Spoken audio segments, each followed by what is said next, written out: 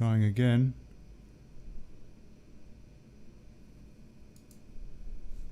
Let's see if that is going to work. Yep. Okay. We seem to be going out on YouTube, and we should be going out on Wake Up UK. So hey folks, God bless you. And I'm going to connect to Revolution Radio. So let's do that.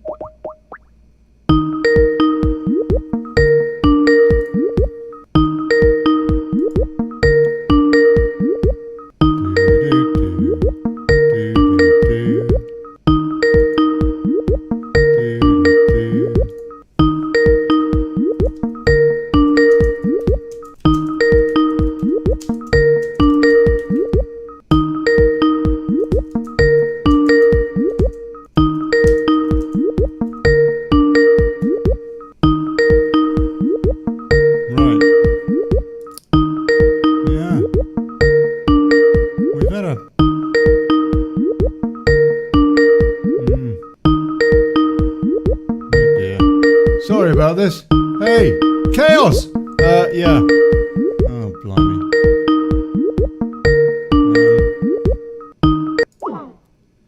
Right. No answer from Revolution Radio Studio. There's been a problem with Skype since an update a couple of weeks ago. Hey, Carl, Mookie Pook, Susan, God bless you. We've got Carl Dean Pearson today from Unity News Network going to talk to us about fake news and combating that as best we can. Going to find out all about what they're doing at UNN and talk about the general, the state of journalism today. And then in the second hour of the show, split show, we've got Mr. J from Canada popping on with an update on totalitarianism, North American style, comparing notes with London taxi driver Bugsy McDonough and me here in Spain. So we're going to have an international chat about what's going on, comparing notes and da-da-da-da-da. Look, do us a favour, folks. Tell me that you can hear me on YouTube, because I did have a bit of a problem with me streaming software, and so I want to make sure I can be heard, and I want to make sure that my guests can be heard. So, Dean, tell us, before we start the show, which we will start in just a minute or so, what did you have for lunch? Can you hear me? Can you hear me? Can you hear me? Oh, asked to unmute. Yep, there you go. Yeah. Hey, Carl. I can hear you, Ollie. How are you doing? Yeah, good, fantastic. What did you have for lunch, mate? I'm just doing a very quick audio check before the show. I had a couple of bits of bacon and 2 sausages. Right. Carl and Mookie say loud and clear, yep, we can hear you. John says nothing yet. Can you hear Carl? Carl? Let me know, ladies and gentlemen. Yeah. Nothing this is Carl. yet. Carl Dean Pearson. He was on the show, oh blimey, about 4 years ago when it was Daily Brexit, on a show called Young Guns, which was all about brilliant. Carl says can hear both. Okay, great. I'm going to have one more go, find out what's going on with Revolution Radio,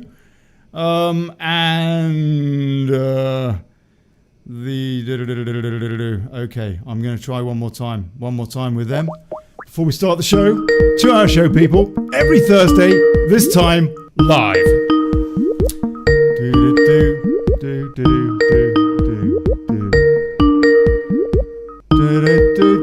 Yeah, chaos, guess what? Okay, all right. Problem with Skype, no worries. Those guys will get hold of me and will patch in Revolution Radio as soon as they do. But in the meantime, I think it is probably time to start the show. Yep, let's do it. Come on, let's get on with it. Blimey, do you know what I mean? Blimey. All right.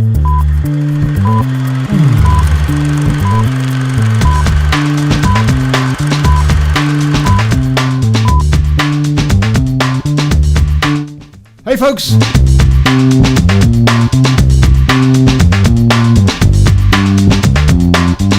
Good afternoon, good morning, good evening, dear people, wherever you happen to be.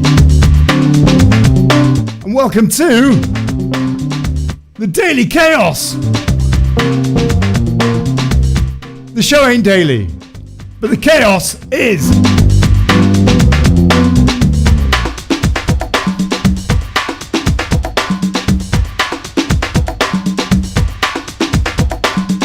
And today, fake news.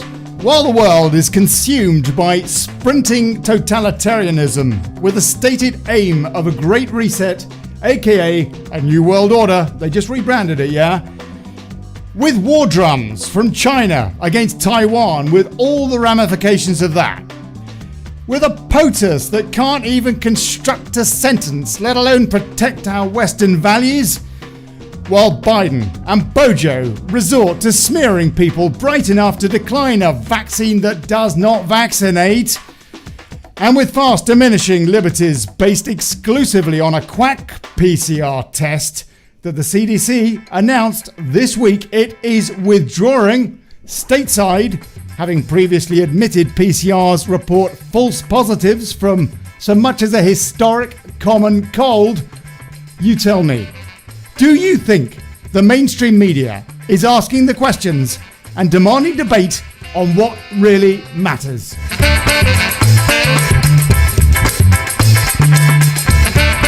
To discuss all that, Carl Dean Pearson from Unity News Network on journalism versus fake news, distraction, and online censorship.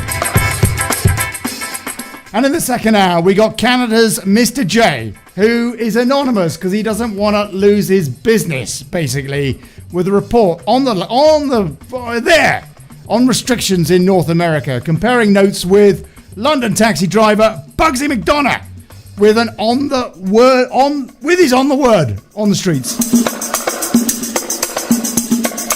I had another late night last night, do you know what I mean? And me, here in Spain, comparing tyranny and waxing lyrical, political. I'm Ollie Connolly. Thanks for turning up. Get involved, taking your calls and comments. Yeah, I'll put a link in the comments in just a sec, yeah. And please, support the show. Support the show. I want to take this show to 5 days a week. That requires a lot of guest booking, yeah. I mean, I got 3 today. I don't like doing a bare bones show. So if you can, buy me a coffee.com/Daily Chaos. Thank you. And a big cheers to Pauline and Leah for your support last week.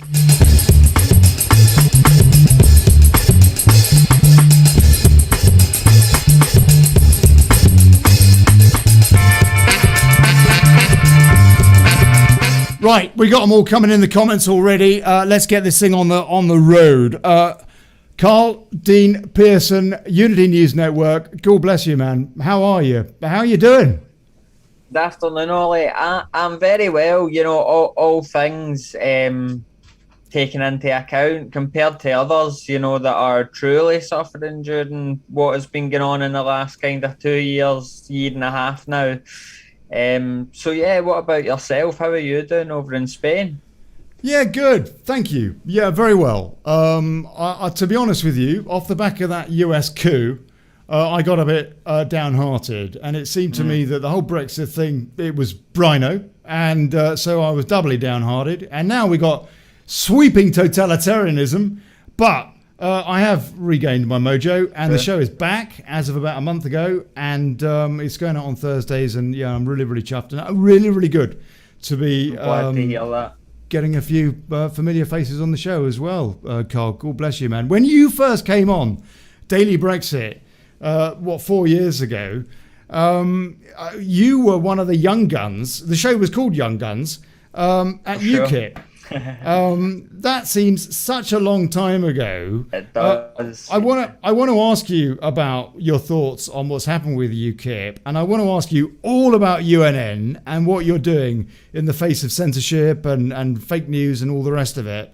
But let's start just briefly with UKIP. Are you still a member? I'm no longer a member of UKIP. My membership lapsed a couple of years ago now. I want to say 2019, and after that I no longer was a member, and I didn't reapply. And the reason for me was after Gerard Batten was kind of pooed from UKIP, you could say. People chased him away, you could say, within the higher ranks of UKIP, not necessarily the party as a whole. And I took great issue with that. And I felt like Mr. Farage as well, although I would never try and take away the great things that Farage did do in regards to Brexit, I do feel like he's let down what the people that voted for him over all these years, given such crazy issues going on in the UK just now. And he's now only just picked up on the kind of lockdown stuff. But back in relation to why I left UKIP, it's more or less UKIP sadly was pushed into the fringes by constant leadership battles, no real structure. And unfortunately, I didn't see that as a vehicle anymore to actually deliver change in the United Kingdom. And look, I'm still a huge supporter of parties such as UKIP and other alternative parties, but I just thought personally, if I focused on the journalism side of things, I would be able to deliver a message to a wider audience and utilise that in some way to try and aid this country and the crazy stuff that has been going on. And in hindsight, it was a good decision, because look at what has taken place in the last year and a half, and without alternative media actually being the opposition that the Labour Party and other political parties in the United Kingdom, mainstream ones, have failed to be, then it would have been even more difficult for people to get boots in the ground, so to speak, to protests and put even more pressure on the government. And despite all the pressure that's coming, just like you say, I can understand why you're disheartened, because from every avenue, it seems like freedom is being shut out, debate is being shut out. If you have an opinion that isn't welcomed, so to speak, you will be censored off the likes of YouTube, Facebook. You might be shadow banned, so you don't actually know you're banned, but your reach is heavily affected. And it is a really toxic environment that's being created in the Western world now, where you can't really say much without that crossing the line in the sand at these social media giants. And what you said at the start of the show, totalitarian governments have now put in effect, and it's just not sustainable, in my opinion. You know, I had Baba Kate Paris on the show last week, talking about her suing her university, another young gun at UKIP, as was. And still a young gun, still a young girl. Hey, Bubs.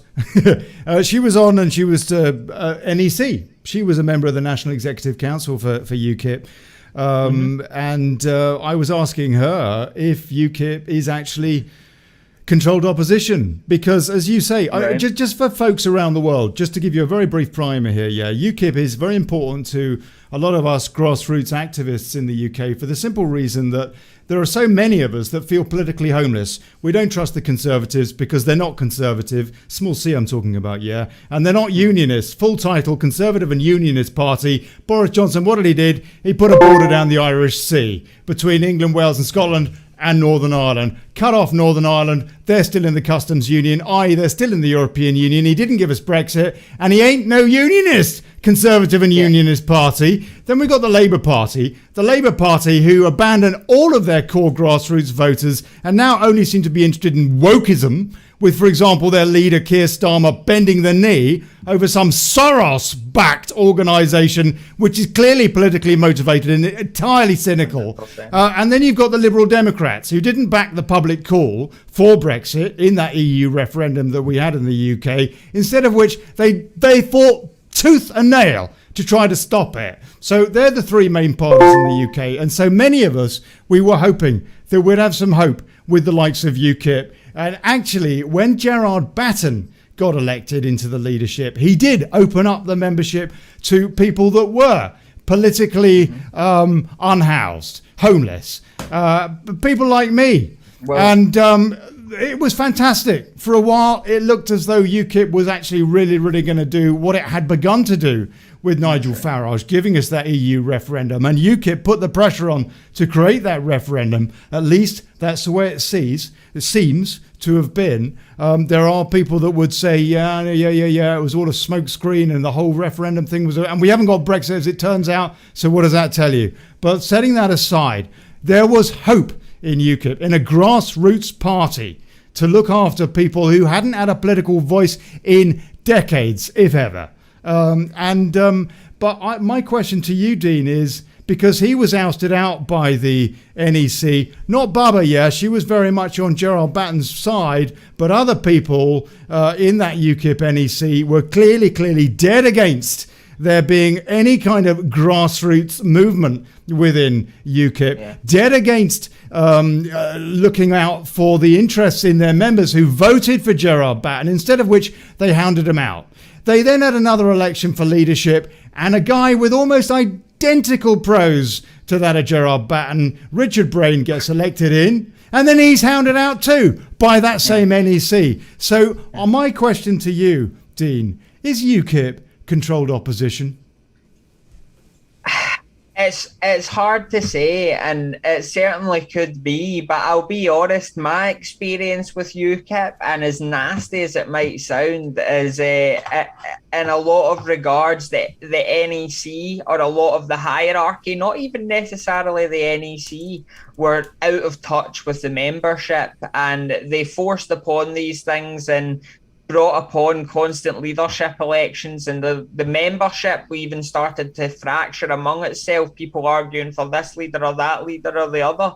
And my big worry was that it's kind of conquer and divide. So you could potentially say that UKIP was controlled opposition, in a sense that they destroyed themselves, allowing the Conservative Party to take on the mantra that they left behind and run along with that, and latch on to Brexit and wrap themselves in a union flag, a false one, and parade around the square and get, those votes in at the general election. I think as well, we've got to look at the perception of UKIP from an outside point of view, because for people like us that don't follow the mainstream media and aren't, woke and stuff like that, and I call us the awoken, because we're actually awoken to what's going on, never mind woke. And the perception of UKIP for a lot of people that's been drilled into them by years and years and years of propaganda from the likes of the BBC and Sky News is that it's a racist party that's incapable of doing this, that and the next thing. Now, UKIP proved it was able to get 4 million people, well, close to, I believe, in the European elections when they won them. Over 3.9, I think, million people voted for UKIP, which was a huge amount. But at a general election, unfortunately, because anybody who's not from the UK, for example, our first past the post system, in my opinion, is set up to keep the ruling parties in power. And that's a huge problem, because you don't really get or allow for alternative and diversity of opinion. And the government keeps going on about how diverse they are and how diverse they want the country to be, but they don't want a diversity of opinion. It's the only diversity they're actually scared of, which is the ironic thing in all of this. It's a shambles. Yeah, and you're absolutely right. I completely agree. The other issue. Just one point on that. Just to emphasise, Carl, unbelievable. You're right. What was it? 4.5 million votes that UKIP got at the last election before last, I think it was. I think it was 3.9, but even that, it's a huge number of votes to get, or it might have just been over 4 million. I can't remember the number right off the top of my head. And then they didn't remember the Brexit Party as well, which came in. Well, hold on, Dean. Just to emphasise that point, Carl. Just to emphasise that point, but they got an enormous number of votes, and they didn't get a single MP. They did get an MP off the back of a by-election later, but on that general election they didn't get. Now the Liberal Democrats, by contrast, as I understand it, they got less votes, and yet they got about 17 MPs at that time. I mean, it's just the ridiculous incredible way the system works in the United Kingdom, that they actually pass off and put a big happy rubber sticky smiley face on it and say it's a democracy. It really is a shambles, and it just goes to show that the amount of people in some seats that vote really has little effect because people are so entrenched in this ideology of either voting for Labour or Conservative. And what maybe was a positive about the last general election, sorry to diverge again, but no, please. The fact that people did actually break away from that kind of traditional voting bloc, and they says, well, my family's voted Labour all their life, but I'm voting Conservative. And I'm sure to a lesser degree you got people on the other side that says, oh, I've voted Conservative all my life and I'm going to vote for this, that or the next thing. Well, whoa, on that point, that's healthy. the reason that so many traditional Labour supporters voted Conservative, in the north of England particularly, the so-called Red Wall was bulldozed by the Boris government at that election, and he got an 80-seat majority, taking a slew of Labour seats in that election, was because they were fed up.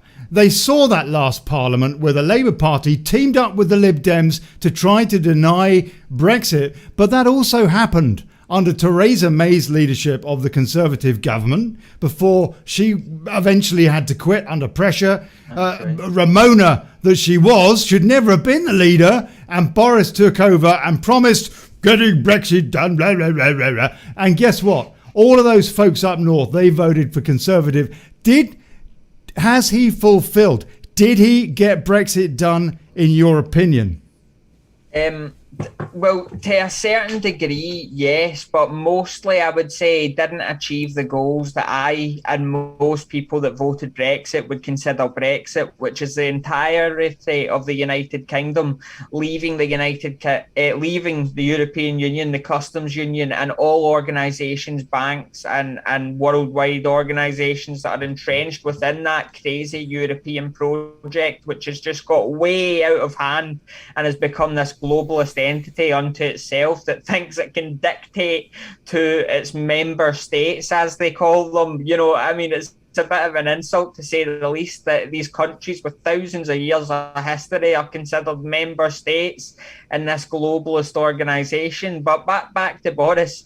No, I wouldn't say he did achieve Brexit. But the reason why I say in a sense he did is because the Conservative Party are fantastic at being able to manipulate the public into thinking that they have done something or are going to do something that they never actually have and never plan to do.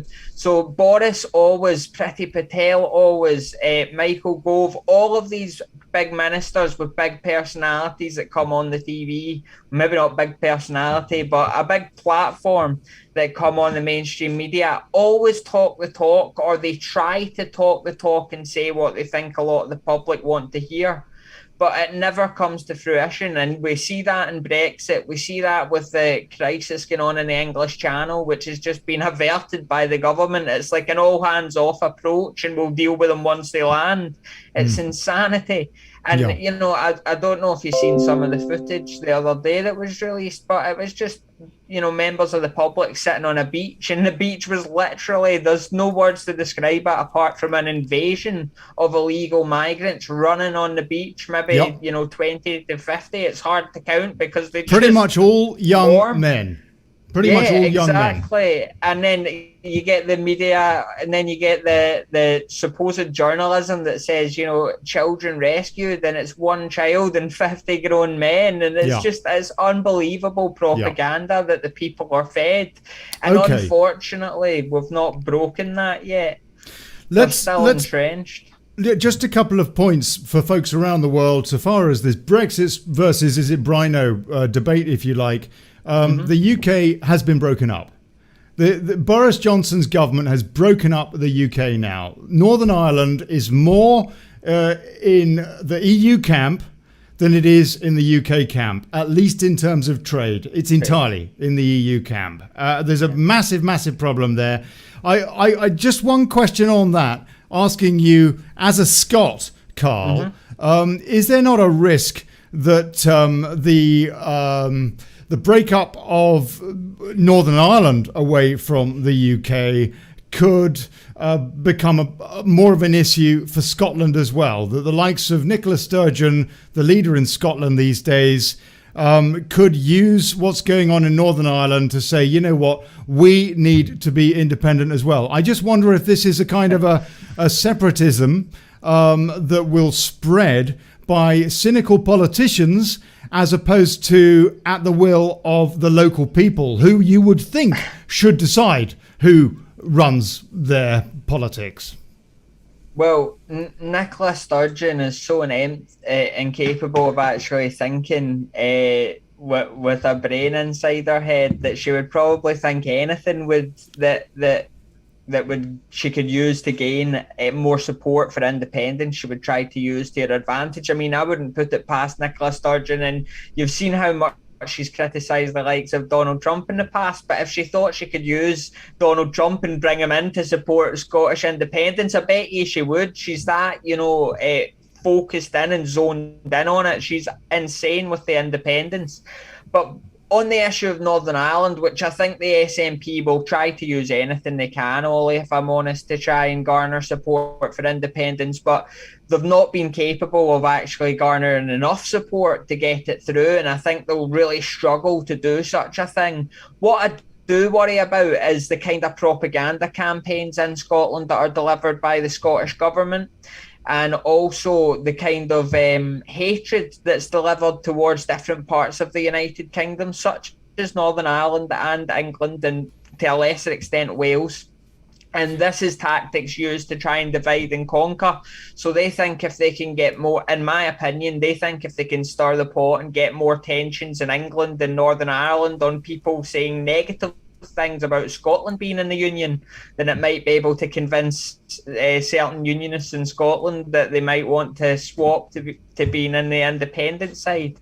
There's always a risk that they will try to use these things to their advantage, but I think it'll be very difficult for them to convince the Scottish population, because when push comes to shove, the majority of Scotland already voted in 2014, and over 2 million people said that they didn't want it, and it was by far a decisive, clear vote. It was 55 to 45. That's quite a clear gap there. And if they wanted their referendum, they said it was a once in a generation opportunity. Well, I'm still living my life, so when my son comes along, maybe he'll have the opportunity to vote on something like that. But until that day, I don't think it should be pursued, and it's certainly not in the interest of the United Kingdom. Personally, I would never want to see Scotland or any part of the United Kingdom leave the United Kingdom. I think that we are much better as a pact, as we have been throughout history, and we've proven that with the likes of, and some people might see this as a bad thing, but the British Empire proved that it was very, very powerful when these nations came together and formed one entity to go around the world and spread technologies and various other things that we couldn't go into because we'll be here all night. And the Scots were a big part of that. Someone's pointed out in the comments, Carl, that you're not a Scot. I thought you were a Scot. I'm not. I've lived in Scotland all my life since I was 3 years. Well, not all my life, since I was 3 years old. So I used to live in Consett in the north of England in County Durham, a lovely part of the world. And also I was born in Hartlepool, believe it or not. So again, Northern England, for anybody that's not from the United Kingdom, both lovely parts of the world. Unfortunately, these are parts of the world that were betrayed by, well, all of the United Kingdom's been betrayed by the political elite, but these parts are quite aware to the fact that what has been going on and the betrayal and the likes of Brexit. But okay. I'm actually based in Edinburgh now, and I have been based around Scotland all my life. But you've got a lovely brogue, mate.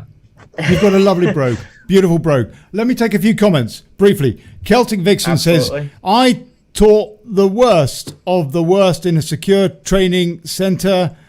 We had tens of thousands that had murdered and committed vile sex crimes too. Not many could do." That's a conversation between these guys. I'm not sure exactly what they're talking about, but something not very pleasant by the looks of it. Kenneth Neil Curran, bless him, always gives me a tongue twister. "Respect the mother tongue.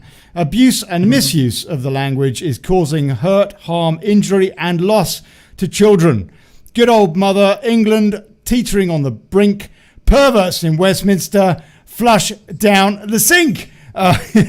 And OS Shunter says WTO the only way. I would agree entirely. The World Trade Organization terms were the only way for us to get a true Brexit. Anyway, we're not going to go into that anymore now. We've got a comment from Celtic Vixen that says, whatever anyone says about Farage, who was the leader of UKIP, that was instrumental at that time in getting the referendum, he woke me up politically and did the same to many others who are still active today. Now, my question to you, Dean, about Nigel Farage, who subsequently set up the Brexit Party, which has now, I think, become the Reform Party, and has been a big threat to the, if you like, mainstream political establishment, the old political parties of the Conservatives and Labour particularly.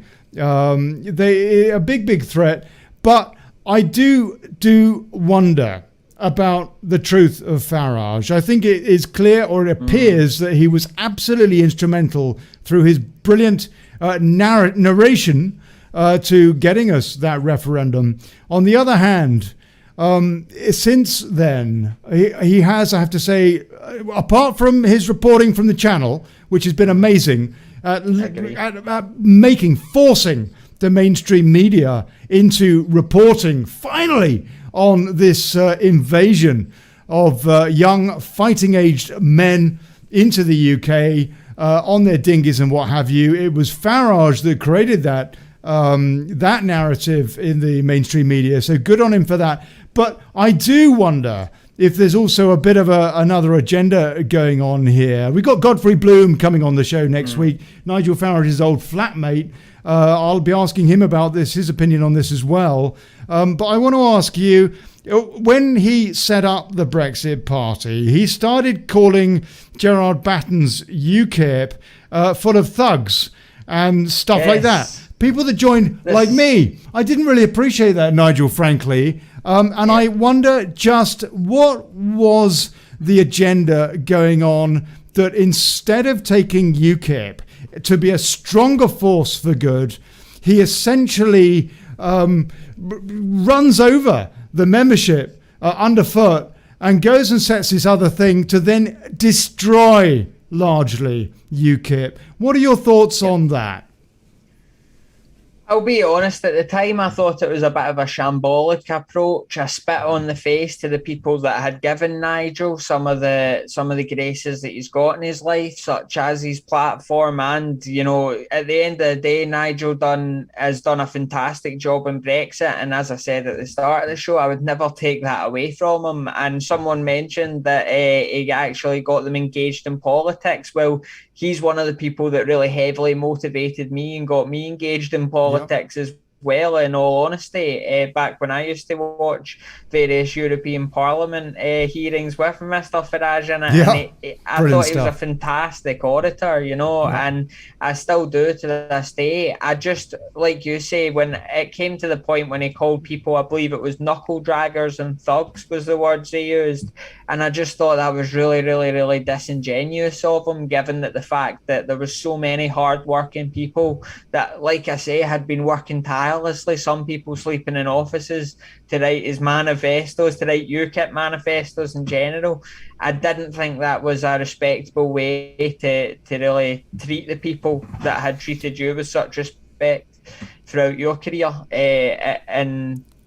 in the sense that Nigel had betrayed them in a little bit. And I think in the eyes of a lot of these people, Nigel's never really been viewed the same since then, but he's always going to be a mainstream politician, given his platform in the Brexit debate and how good he was at able to drive that point home. Yes, so absolutely. It is what it is, but I think it was tragic, to be honest with you, that he did do that. And I thought that it would have been a much better approach if Nigel was to come back to UKIP, bring a bit of stability to UKIP, because in my opinion, the majority of the membership, if Nigel Farage ran for the leadership contest, he would have been welcomed with open arms. But I believe it was, maybe Kate could tell you more about that, but I don't know the full Barbara ins and outs, but yeah, but to my knowledge, there was quite a lot of conflict within the NEC and the hierarchy about various leadership arguments, and with Mr. Farage as well, and he wasn't too happy with the NEC, so that maybe could have been what pushed him over the edge to make those comments. But at the same time, it wasn't the NEC specifically said that about, it was people that had supported him and UKIP throughout his entire career. So I did just think it was sad. There's a perfect segue here into our main topic today, which is about fake news. And Nigel Farage actually provides the perfect example for that. I do worry, as we segue into this, I do worry, though, that, for example, the Brexit Party, which destroyed UKIP, in fairness to Mr. Farage, when he mentioned knuckle draggers and thugs, he was talking about people that were not necessarily his supporters in UKIP over the preceding years, but people that were brought in that were attracted by Gerard Batten. Then again, to look at the other side of the coin from that, why on earth should these people not be interested in UKIP and not be welcomed into the camp? Why should there not be a broad church in a political party to try and gain some kind of consensus and look for the common good? Sure. Anyway, setting that aside, I do worry about this.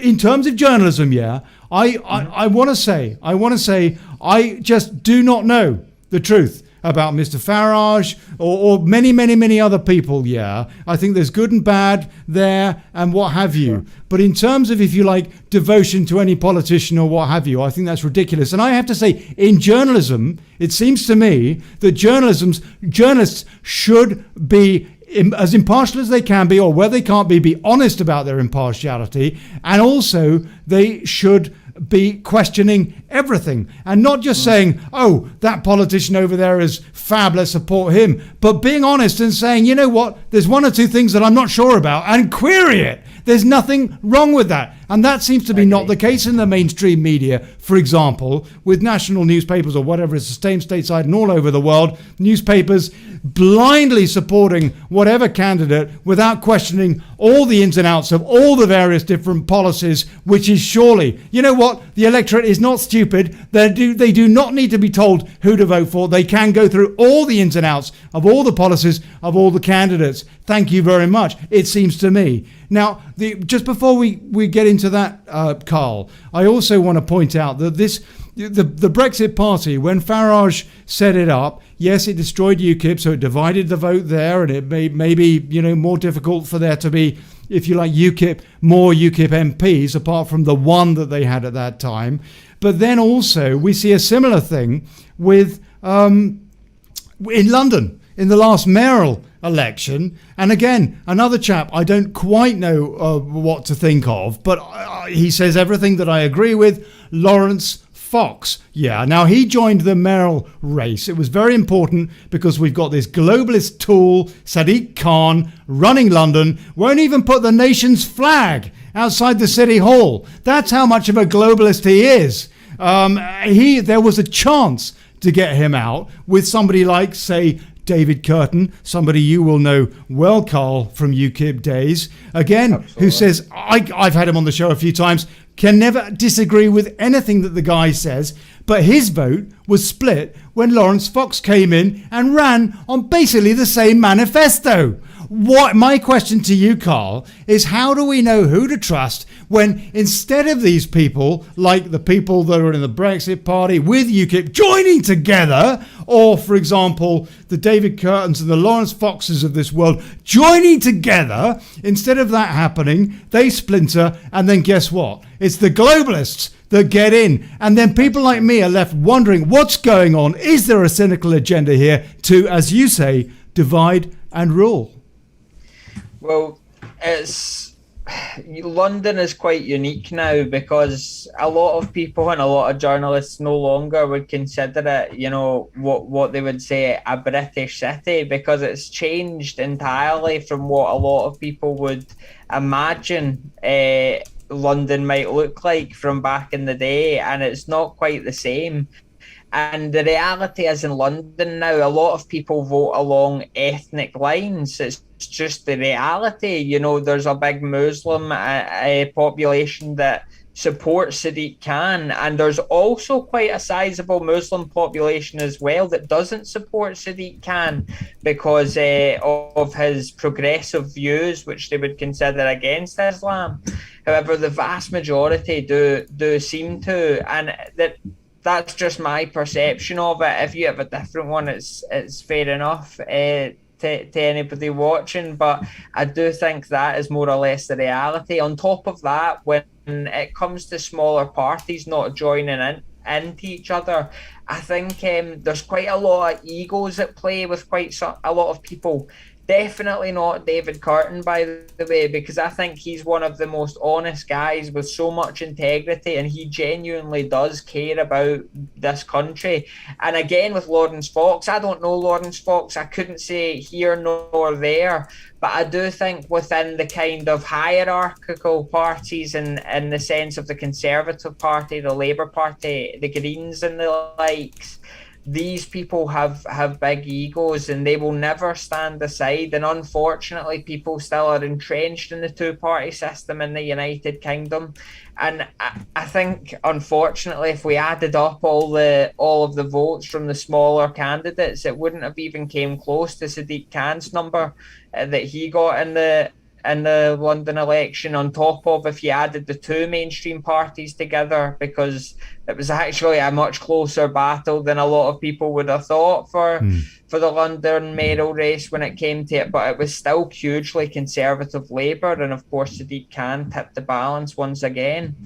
Is there an alternative agenda? It's difficult to say, possibly from some individuals, but throughout talking to some of these individuals, I can definitely say, in my humble opinion anyway, I don't think there's any alternative motive with the likes of David Curtin, who genuinely just wants to help this country, in my opinion. And unfortunately, it seems like people are so entrenched in whatever it might be, ethnical voting lines, racialized politics, etc.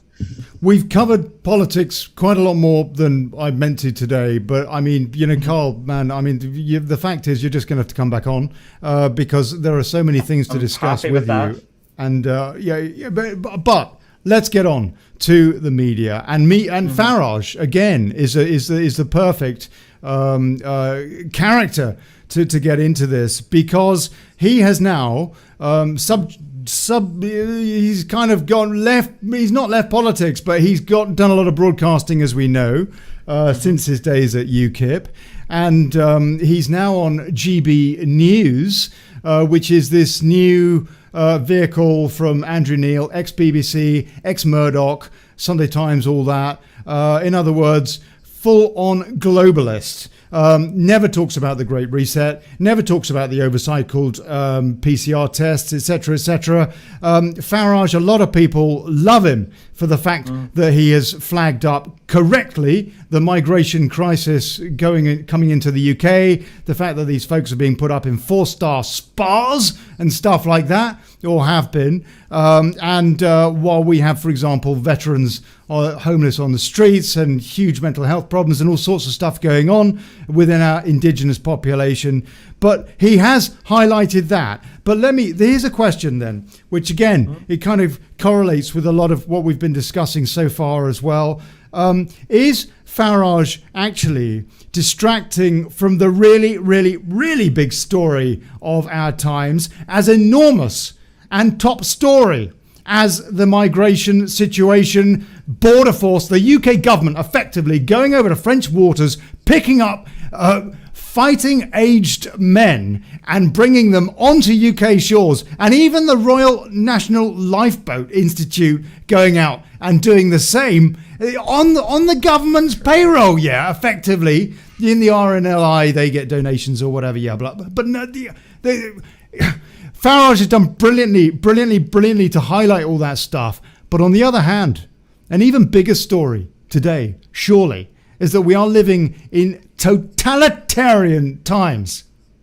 And why? Why is this as enormous as a story it is there any other story in town really when we are seeing our liberties taken away, when we're being taken into this, what they state is their wish to have this great reset? You will own nothing and you will be happy. It's in the World Economic Forum's Great Reset Manifesto. Look it up. It's all out there in plain sight, in the public domain. UN Agenda 2030 and all of that as well. It's all out there. And yet the likes of GB News and Nigel Farage are not talking about this, but we're seeing it, Carl. We're seeing our liberties being taken away, this kind of China model seeping in to the British way of life, for example, or the European way of life, the US way of life. What is Nigel Farage? Again, it's another question. Nigel, I'm giving you a hard time here, yeah, but I think these are fair questions. Is he effectively controlled opposition by distracting from really the enormous story of our times, sweeping, sprinting totalitarianism? So I'll be honest, I don't think that Nigel is controlled opposition. What I do think is, and people can feel free to disagree with me, but Nigel's quite used to quite a high standard of living, and he needs to be looked after financially, given the fact that so many people in the United Kingdom love him, but with that comes a lot of hatred as well. And there has been various attacks on Nigel Farage throughout the years. He came to Edinburgh one time and he was bombarded into a pub and police had to take him out. So he actually needed private security at one point as well. So this, being a politician, a mainstream politician in the United Kingdom, if you are considered to the woke elitist as controversial, can become quite costly in terms of your living standards, in terms of your finances, in terms of who will hire you, etc. Remember, Nigel Farage used to be on LBC as well, and LBC dropped quite a lot of people in the past. They dropped the likes of Katie Hopkins, I believe, over controversy. Yep. Mm-hmm. And this is what the mainstream media do now. If you are too controversial, if you do speak out about the Great Reset, about the World Economic Forum, about how the WHO and various other organisations are taking it upon themselves to become basically the globalist government of the world that thinks that they can tell all of us, the so-called peasants in their view, how to live, then unfortunately you will be kicked off of the mainstream media. And UNN learned this in the sense that we had our YouTube account completely terminated. 40,000 people that were subscribed no longer able to actually listen to Unity News Network on YouTube because of allegedly going against their terms and conditions. But it's censorship, and it is broad and in the mainstream. Just like you say, it's not difficult to find the doctrines that the globalist elite want to run this world in, and unfortunately they're becoming truer than I ever thought could be a possibility.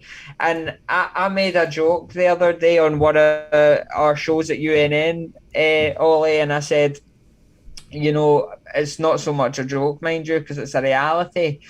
I said, we'll get to the stage where there's drones flying about the cities, monitoring us all to make sure we're all behaving, and you've got police officers coming up and writing you a ticket for saying the wrong thing because the drone heard you. Well, we're halfway there, because if you remember at the start of the coronavirus pandemic, we had drones going up to the hills and filming people walking their dogs and saying that these people were criminals, and not just that, but putting it on the internet to basically make an embarrassment and a mockery of these individuals for going way out of the way with their own family, their own bubble, according to the government, in the middle of nowhere to walk a dog. I mean, how is that endangering anybody's health? What's endangering the health of people is treating them like that, and the mental health issues that come with a government that becomes totalitarian and a police force that's willing to criminalise their own citizens for trying to get a bit of fresh air. It's a ludicrous state that we've reached now, and unfortunately, like I say, as soon as these journalists start to speak out against this sort of stuff, they quickly find themselves removed from any form of mainstream media. And people can say what they like about GB News, and I'm sure it will have some interesting debates, etc. But at the same time, you've got to remember they're on the television in the United Kingdom. Who regulates the television in the United Kingdom? Ofcom. Ofcom is the most globalist entity in the world almost, that, wants everything to be going by this woke agenda and doesn't want to sacrifice the grip they've got over British television. So it's an unfortunate reality of the situation that anybody that is on mainstream broadcast could be considered, controlled opposition, because they're controlled by Ofcom and the longevity of things, and that if they do something against guidelines, they can be penalised and potentially have financial inputs put on them, or if it was against the law, police could get involved, etc. If someone was to for God forbid, say something that constituted a hate crime, because it's very difficult to constitute what a hate crime might be. It's very subjective. What I find offensive might be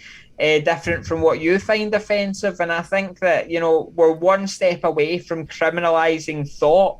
We've criminalised speech, so it's not a huge jump to think that in the next 10, 20 years we will get to a position that we've got a total totalitarian, fascist/communist dictatorship that is willing just to crack down on any form of dissent, freedom of media or press.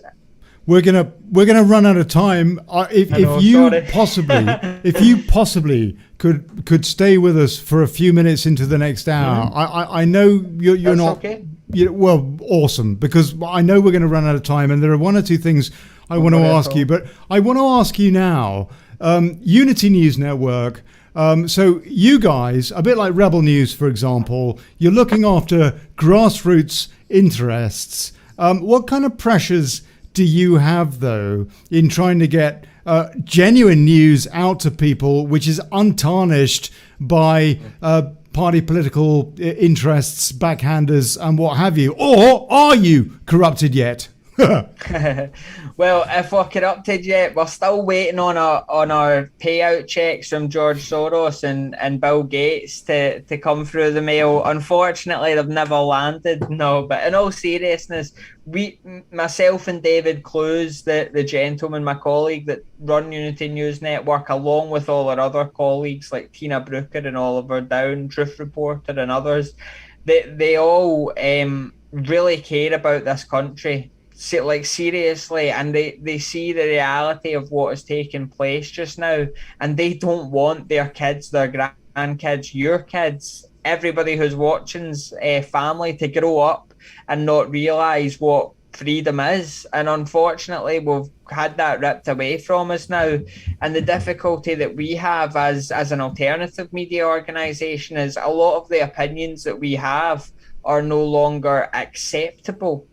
You're not allowed to speak out against the government. You're not allowed to speak out against vaccinations. You're not allowed to speak out against the World Health Organization, or else you will be banned from social media and unable to reach your audience. And that's why we have been banned from quite a lot of social media platforms. But we're actually going from strength to strength now, and what we've noticed is the more they ban us, it actually builds another layer of strength over us every time, and we come out of it stronger in the end.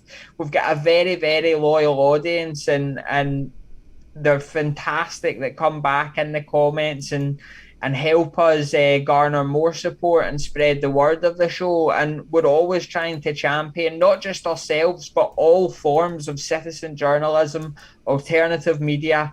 Even if you're not a journalist or someone who wants to do podcasts or speak out on social media, just sharing the message with your friends and family, having a word. I always say planting the seed is one of the most powerful tools, just getting people to question what's going on. say, oh, why don't you have a deeper look into what the World Economic Forum is, for example, and that might actually get the ball rolling when they go on these websites. And like you say, it's in plain sight. Anybody with an IQ above 10 can consume and read what this information means, and it's dressed up in some fancy language, etc. But at the same time, it's not difficult to understand that they want to create a new system in the Western world entirely. And we already see it taking effect with the likes of digital currencies being spoken about and stuff like that. Cashless Another form of taking away power from the people, and then the government will know where you shop, when you shop, what time you shop, what you spent it on.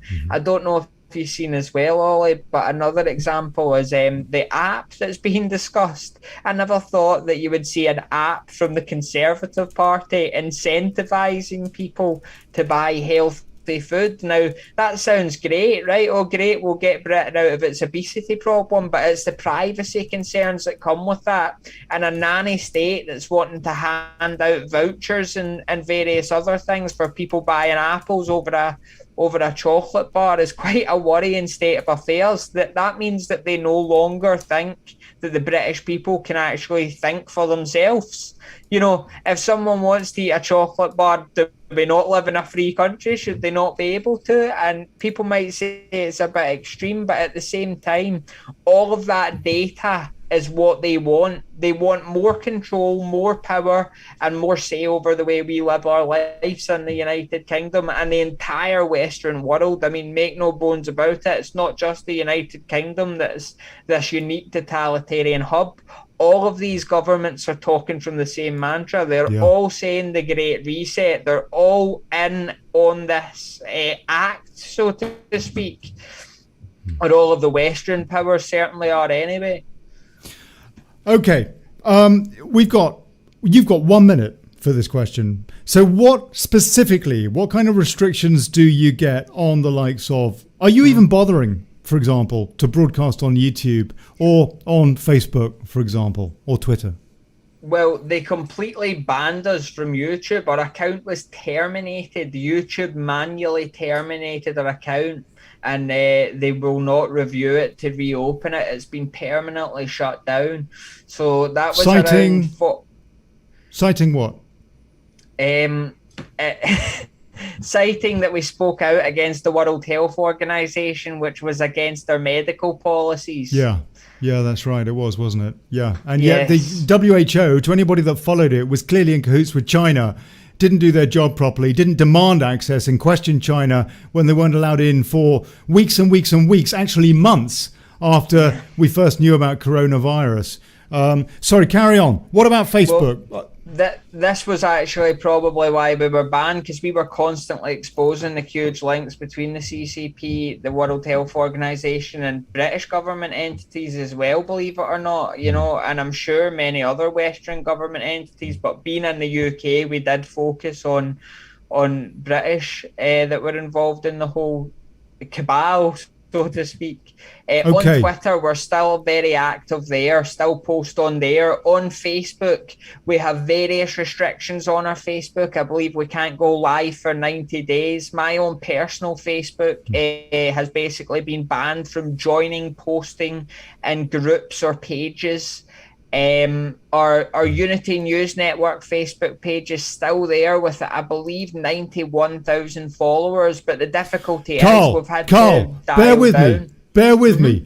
You go get a cup of tea. Get a cup of tea, people. We're coming back in about 4 minutes' time. I'm gonna. God bless you at Revolution Radio.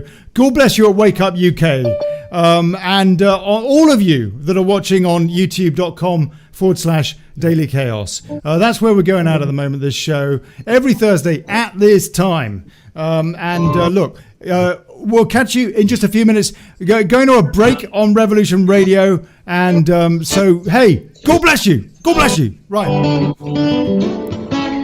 Thank you. Listen to Revolution Radio at freedomslips.com. And we'll be right back after this message.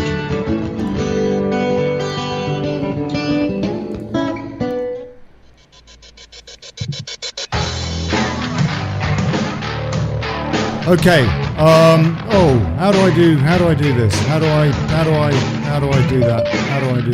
Management would like to take a moment to thank the listeners and hosts for all their support that has made Revolution Radio one of the biggest platforms for free speech in an ever-growing dark world of censorship.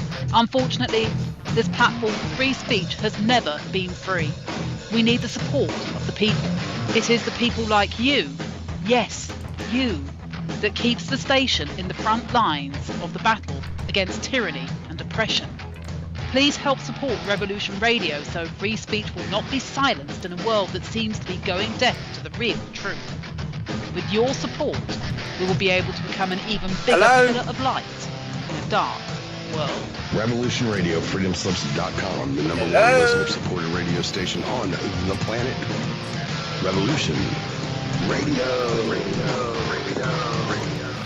I'm going to get back to Revolution Radio in just a minute, but for the rest of you, I just want to say they're fantastic. Do please support them, support wakeupuk.net, and please support me. I want to take this show to 5 days a week. At the moment, I'm doing one show. As you know, booking guests, it takes a lot of time. It takes, believe it or not, nearly a day to produce just one show. And so to go 5 days a week, it is a full-time job.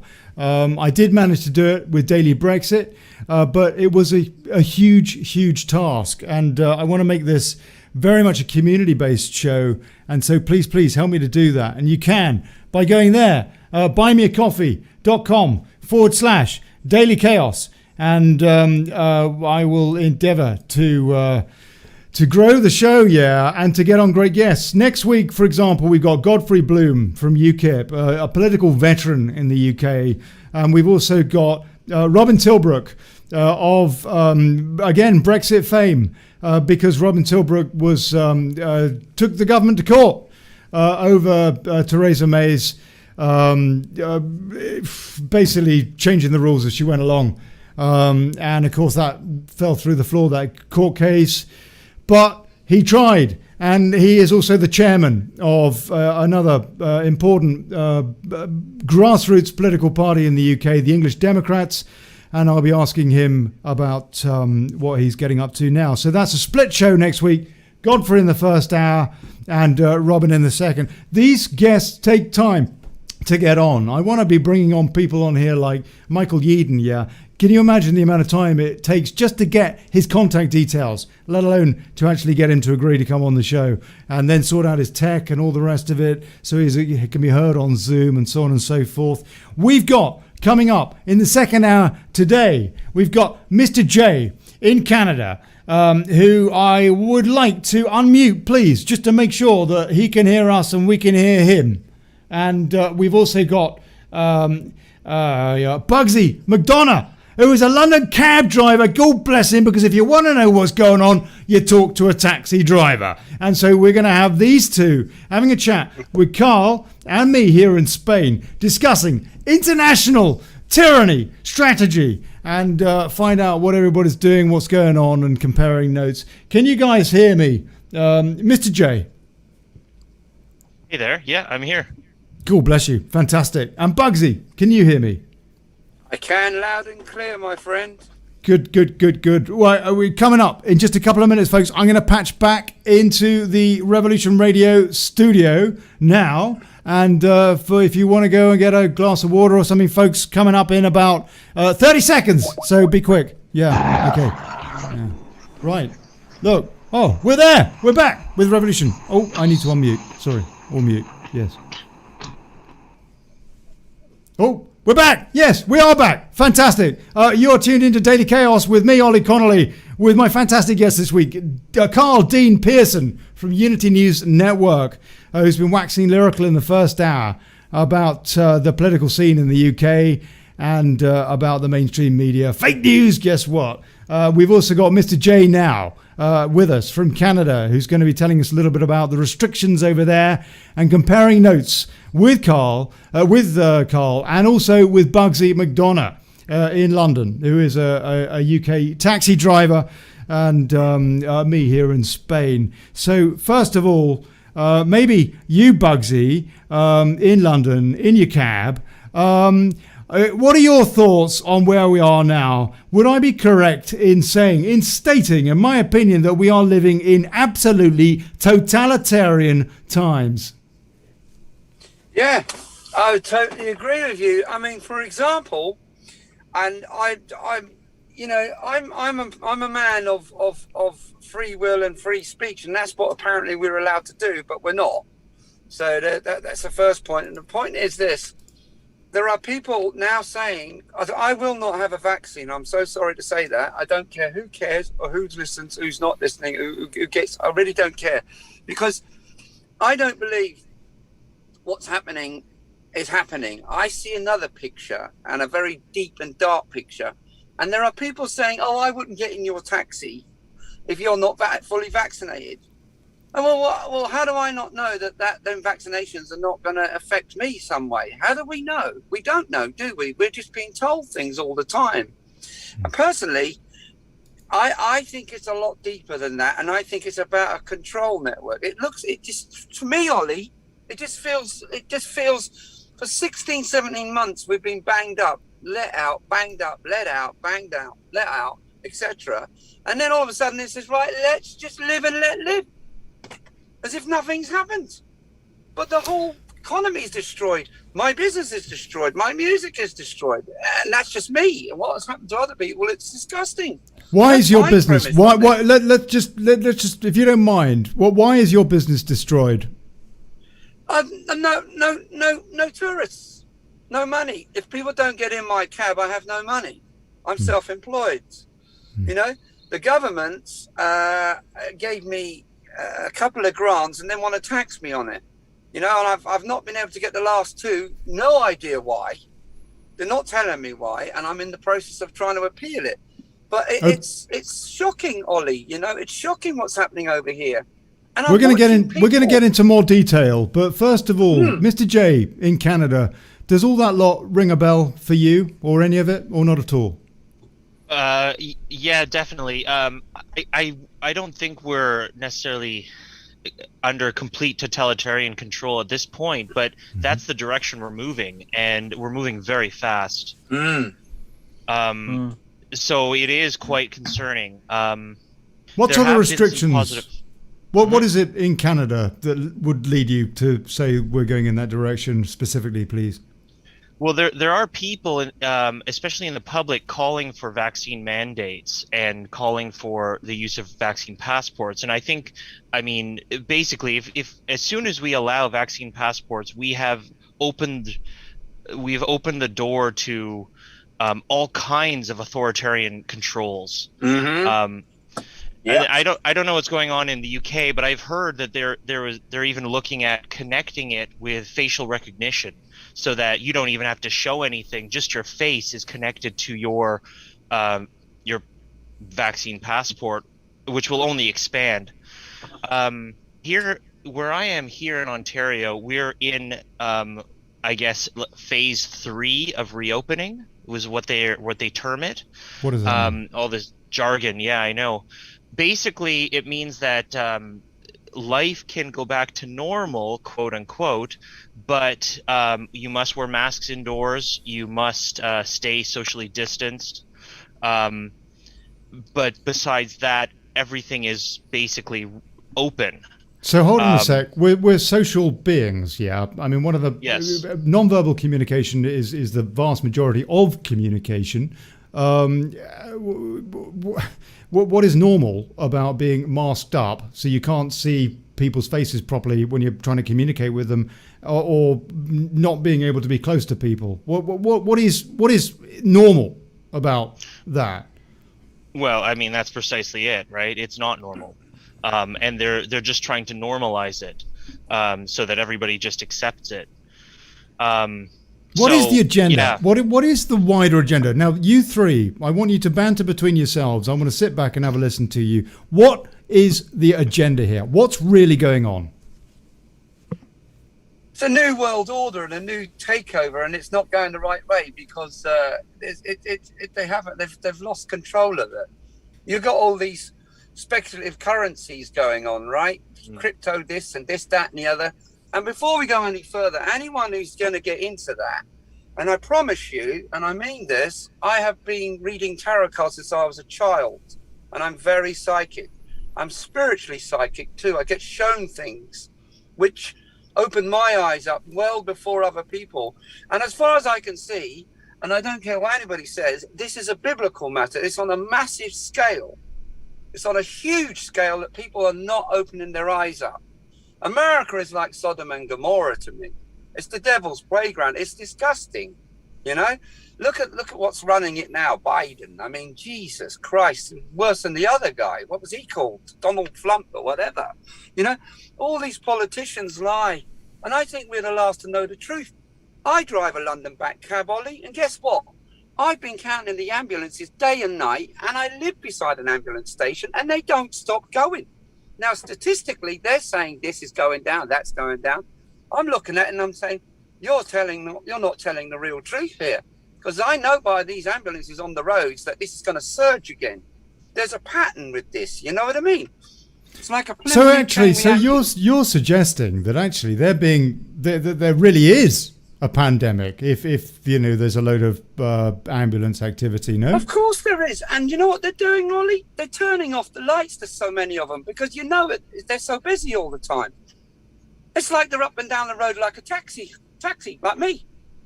What are your thoughts? What are your thoughts on what you're hearing, Carl? It's interesting to hear that there's so many ambulances on the road, but I would suggest that they weren't all for people for coronavirus, because most people that get coronavirus don't require an ambulance. They just get tested and they get a so-called test back, which either proves it's positive or false in the eyes of the government. And in my own experience, they're not actually very accurate. And I'll give you an example. One of my friends took two of the lateral flow tests, and they came back as negative. He took two, one after the other, and then he got a PCR test that came back in the mail that said he was positive. So different tests show different results, and that was just one person. So for sure, it's not a wide, broad example, but we certainly hear reports like this within the kind of wider media, social media as well. So I don't think that there's not a pandemic, but I do think that the deadliness of the coronavirus has been vastly overstated to force people into a state of fear and control. And that's why the governments around the Western world, in my opinion, have been able to exercise such control. A couple of points. I want to throw this open to all of you. Maybe Mr. J can lead off and tell us what his thoughts are about whether or not this is a pandemic or not. I mean, when I was a kid, I remember the day at school when they told me, well, I don't, but I remember learning about the Black Death and all that. That surely was a pandemic. It's when you walk down the street and you've got people lying in the gutter and they're dead. That is what I was brought up to believe was a pandemic. And I've looked in my dictionary since, and that seems to have been the definition. But, it changed, didn't it? It changed about 13 years ago or so by the WHO to include, guess what, coronaviruses. And so now flu could be considered to be a pandemic. I just wonder how much we are misusing language like the new normal. Normal is not normal at all. Stop using language incorrectly. And pandemic now as well. I don't know. But what are your thoughts, Mr. J? Are we witnessing the kind of pandemic that as kids we thought was a pandemic? Or is this thing hyped beyond all proportion? Is this serious, a serious flu? Or is it something worse than that really, really does deserve these kind of draconian measures that are going along? Is there really a justification for what we're seeing? Yeah. Well, I mean, like when if we go back to like March of last year, they were making predictions of 3 to upwards of 7% mortality rates. And you know, when you're looking at that kind of number, I would definitely argue, that's a global pandemic. I mean, if 7% of the world population died, that's enormous.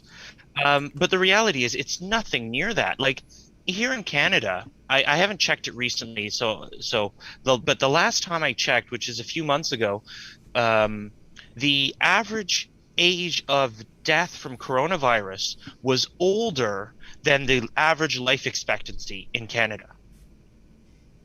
That's right. So I think it's the same in the UK. I think that the average death age from coronavirus or from this COVID-19 is something like 82, 83, which globally, which again, it's higher. It's higher than the average death rate anyway. So I don't know. Bugsy, throw that back to you. I mean, do you really think that all those ambulances are ferrying COVID-19 victims? Yeah, I do. Why? Why do you say that? I do. All over London I get over, and the ambulance up and down. As soon as I leave the house, I can see them. You know, I've never, in all the years I've driven a taxi, I've never seen so many ambulances on the road in one day.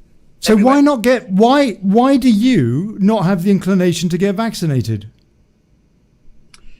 Because I'm going to tell you what I really feel, and you know, I'm a very spiritual person, so I'm looking at this from another angle, a tangential angle, right? And a really obscure angle. Mm-hmm. I believe that this is something that hasn't started yet. Okay, now if you look at Nostradamus and what his predictions were in 1555, he predicted all of this, but he wrote about the end product, which was complete defamation of everything. You know what I mean? Desecration, right? And I see how accurate this is becoming, because I believe that coronavirus will not be stopped for one reason. It is a preliminary chain reaction which has started, and even the smallest coronavirus is flu or any cold, stuff like that. That's what they reckon. Right? But well, it is. It's a bunch of these associated viruses. This specific one that they're calling a pandemic and telling us we're all supposed to be so fearful about is what they're calling COVID-19. To the best of my knowledge, they haven't even isolated it. Yeah, that's a control mechanism. This is the point I was going to come to. Go on. I believe that this is going to explode, right? It's going to get out of control. You want to talk about a pandemic? Well, pan means all, the Greek word for all. Mm-hmm. Okay, so I think that this hasn't started yet, and I think what they've tried to do has gone against them, and I think it's gonna penalize everybody in the process. I believe. I'm religiously spiritual, so I get shown things. I know people don't. Look, hold on, whoa! Look, I don't want to get esoteric on this particular subject. No disrespect. This show does cover esoteric stuff, but let's just look at the facts. This virus. Well, on the road. Listen to the question, and then I want to throw this open to all of you. This virus is said to be killing a tiny number of people and affecting a tiny number of people. According to the Office of National Statistics in the UK, the death rate last year was no higher than it's been over the course of the last 20 odd years. There's been no surge. There's been no spike. They have. Let me finish. They have been classifying deaths, calling it COVID-19. The British government, and I've read these notes in their notes to people that sign off death certificates, and the CDC, the Center for Disease Control in the United States, same deal. I've read it. They are telling their coroners and what have you, if in doubt about the cause of death, put COVID-19 on the certificate.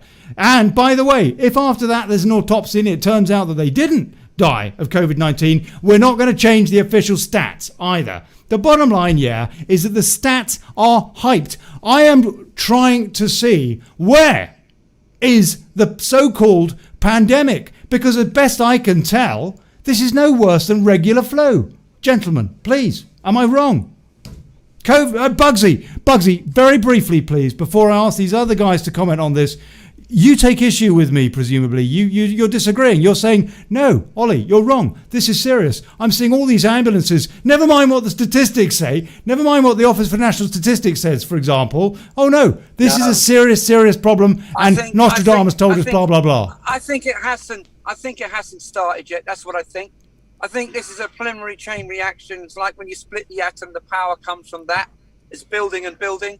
Every time it mutates, right, and it less infections and less deaths and all these vaccines and everything else, right, I think it's getting stronger, and then when it splits again, it's 50 times as stronger. Bugsy, I love you, mate, but I think you're talking nonsense. I think statistically, they're lying. I think I look at these things in a lateral point of view, Ollie, and I don't care what anybody says to me. Bugsy, mate, Bugsy, I love you, and I hope we can continue to have a good banter. But mate, I think you're full of nonsense, and the reason I say that is because no, I mean I love you, and by the way, you're welcome to tell me equally that I'm full of nonsense.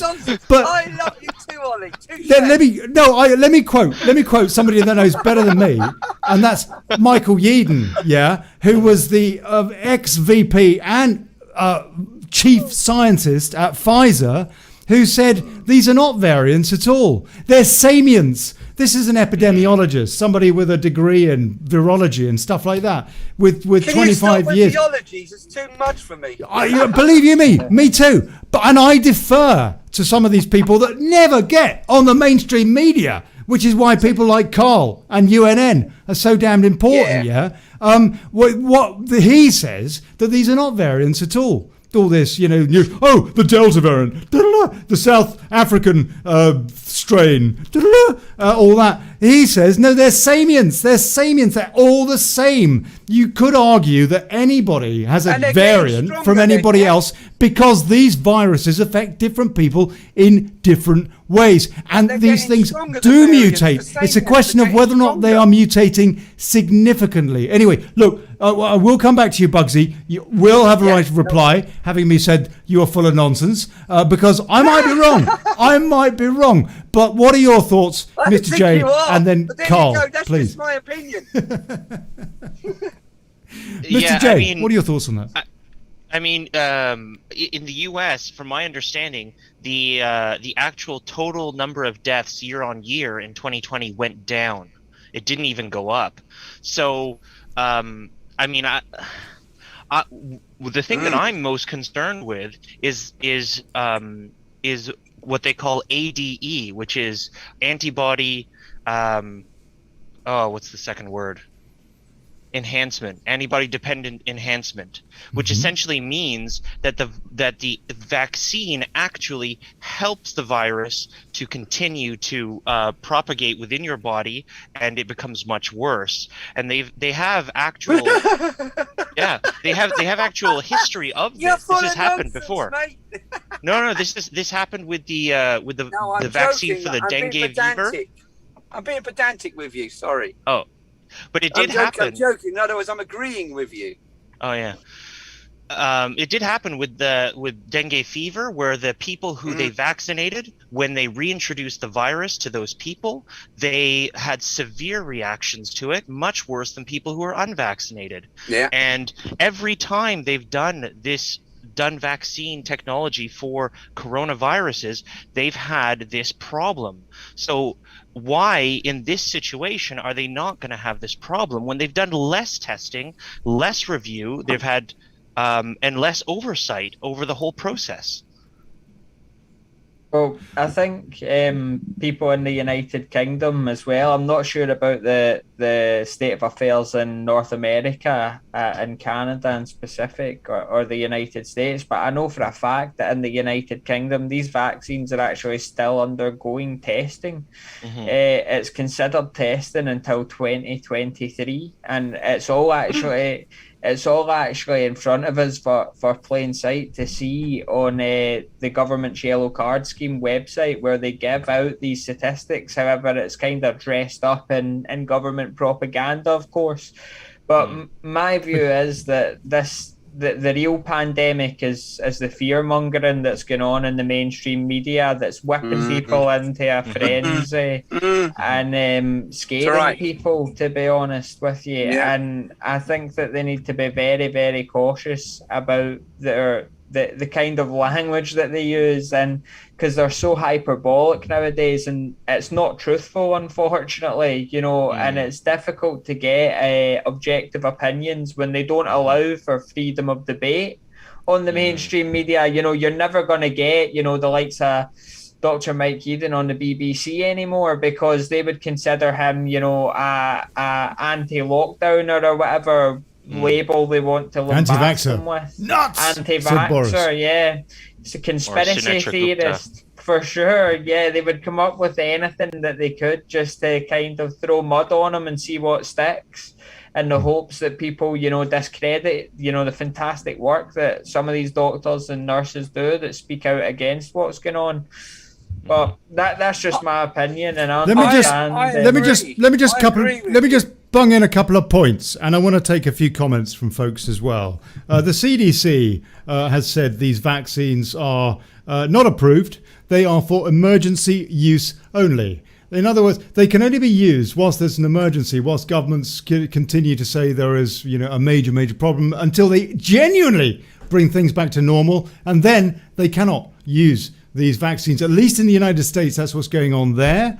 Whilst these vaccines are not approved by the FDA, point one. Point two, the PCR test, which has been the excuse for the entirety of our lockdowns around the world and so on and so forth. All the restrictions, and now, for example, in France, you can't even go to a shop to buy your supper unless you can prove that you've been double jabbed. The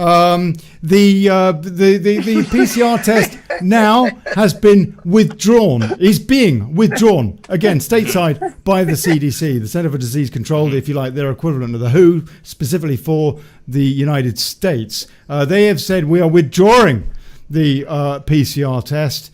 And they haven't exactly said why, but in the same notes, in the same statements, in the same press release, they say we are encouraging the use of tests that differentiate between this so-called COVID-19 and other coronaviruses. Now, when you bear in mind that previously, again, in notes that I have read, to medical practitioners, the CDC said to them, your patients, when you issue the PCR test, they could prove positive, falsely, a false positive, because they have had some coronavirus in the past, and I quote, so much as flu, regular flu, or even a common cold.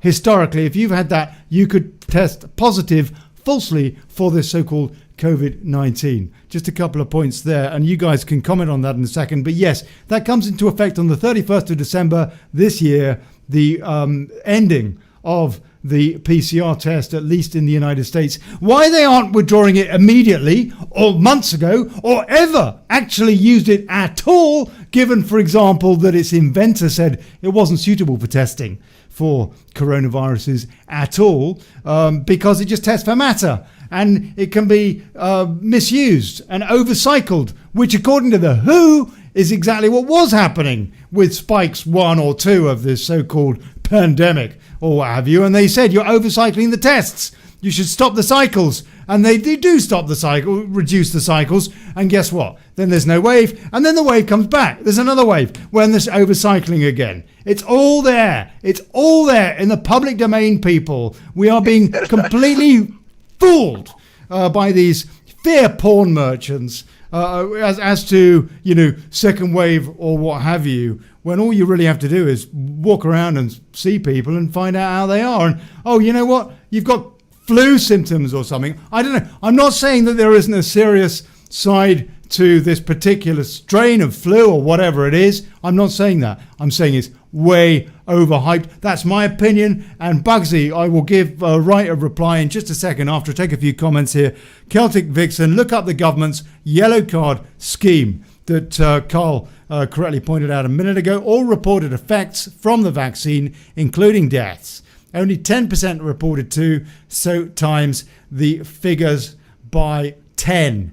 Nigel Johnson, I made this profound statement 3 months before this COVID crap hit the headline. No idea where the inspiration came from.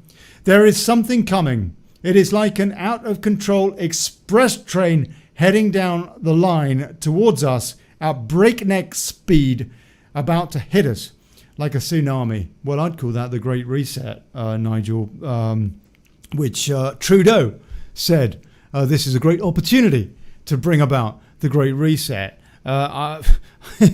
Boris Johnson was wearing the lapel pin of the logo for the Great Reset, and their strapline. Guess what their strapline? Do you know what the strapline is for the Great Reset from the World Economic Forum? Bugsy, just out of interest, do you know what they're? I don't. Build Back Better. Adopted by pretty much every Western leader, including by the Biden presidency for their US coup election campaign, whatever it was.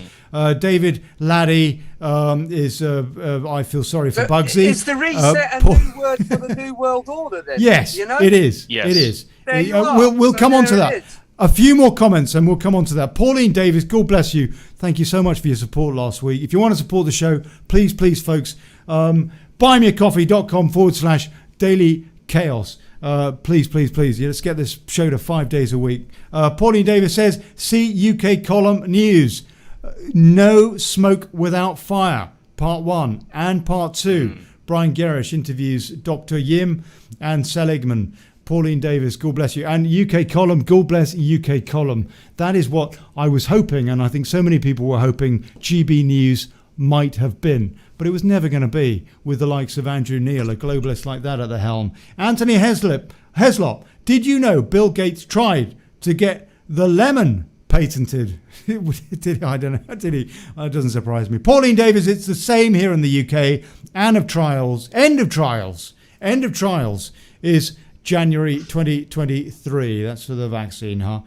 David Laddie, Soros and Gates have bought out the testing in the UK. I want to ask you if any of you know any of the detail about why the CDC in the States is now saying we're scrapping the PCR test.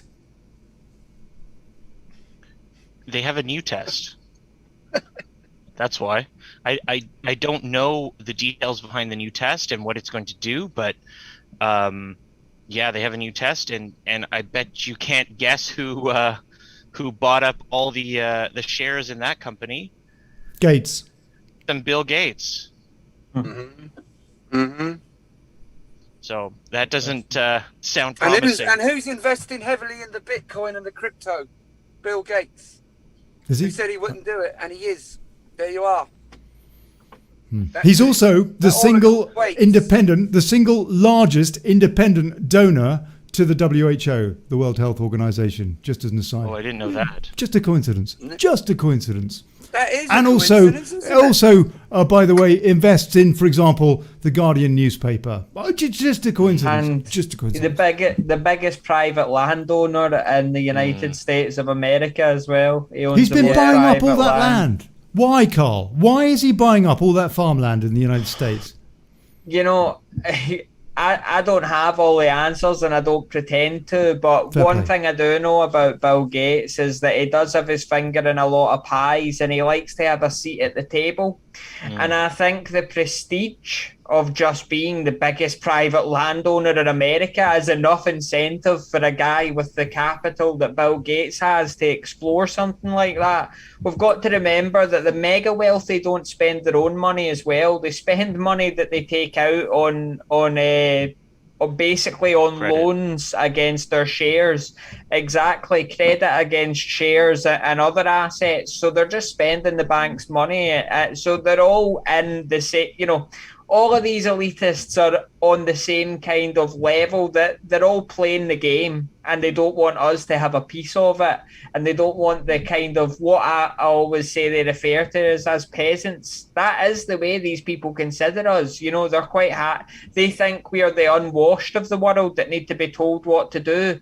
These are the people that are really, really dangerous because They are. Because money, power, and data, when you put money, power, and data in together, you have a disastrous situation, because what we're now creating is basically it's like a morph of a communist and fascist state, because the government has basically seized the means of production to make these different testing facilities and coronavirus vaccinations. Exactly. We're going social communism. And you can't criticize anything anymore as well. Like for God forbid I said anything bad against the health services in the United Kingdom. They're considered a sacred cow now. And yes, the NHS, in my opinion, is a very good service when it's working, but unfortunately that's not a lot of people's experience with the NHS. So they should be more than entitled to be able to air their views about that, especially given it's a public funded organisation. But we can't anymore without people in the government or in social media companies banning you or getting you banned or blocked from social media. You're just not allowed to speak out against the narrative, and if you garner any form of major support, they'll stamp you down, unfortunately, especially on these social media sites. Where do you think this is heading? I think that it's heading to sadly, I hope it doesn't reach this stage, but I think that we're going down a really dark route where they want to bring in authoritarian control, where they basically have major control over your life to every aspect. They want to know where you're shopping, when you shop, how you shop, what internet server you're on, what you're searching, who your granny is, who your best friend is. They want all this information because information in the modern world is the most valuable form of currency. It's the most valuable. Facebook's one of the most valuable businesses in the world for one reason and one reason alone. They harvest and sell our data on a daily basis on a mass scale and give it to advertisers to pump, excuse my language, but crap to us sometimes. It's just the way it is. And it's a very... Even when Carl swears, he doesn't really... You know, he's so polite. I try not to curse. God bless you. Yeah, carry on, guys. This is fascinating. Bugsy, are we talking nonsense? No, but you're talking something that's not even started yet. This guy, what's your name, Carl? Is it? Hold on a sec. What part of totalitarianism hasn't started yet? I mean, last year I was not allowed to leave my home, apart from going off to get a bit of shopping for about 6 weeks or something. And now, where I am, there's a curfew. You got to be home at a certain time. You're not allowed to be out travelling about at certain times. What part of that is not, if you like, at best, a kind of, what's the word, slow moving into totalitarianism? I listen, I tell you what, from the start, man, since this has started 18 months ago, I can see what's happening. What part of being told by the British Prime Minister that you're nuts if you don't, you're an anti-vaxxer, even if you've had all the vaccines in the shop, apart from this one, because guess what? It hasn't been properly tested, hasn't been properly rolled out. There's a load of people that are saying you shouldn't be taking it, who are better qualified than me. And yeah, I don't trust the media for all the reasons that we discussed in the first half. What part of being told by pretty much all the politicians, near as damn it, by pretty much all the mainstream media, near as damn it, to a man, all the celebs and all the rest of it telling you got to get vaxxed or else you're not going to be able to go to a pub, you're not going to be able to travel, you're not going to have your free, your business is, you said your business is screwed up. What part of this is not some kind of totalitarianism? Listen, it is complete, and the point of this is my friend recently has contracted COVID-19 again after having fully vaccinated. How do you know she's contracted that? How do you know she's contracted COVID-19 as opposed to, maybe a flu or something like that? Given that the tests don't work by the admission of the CDC and the WHO.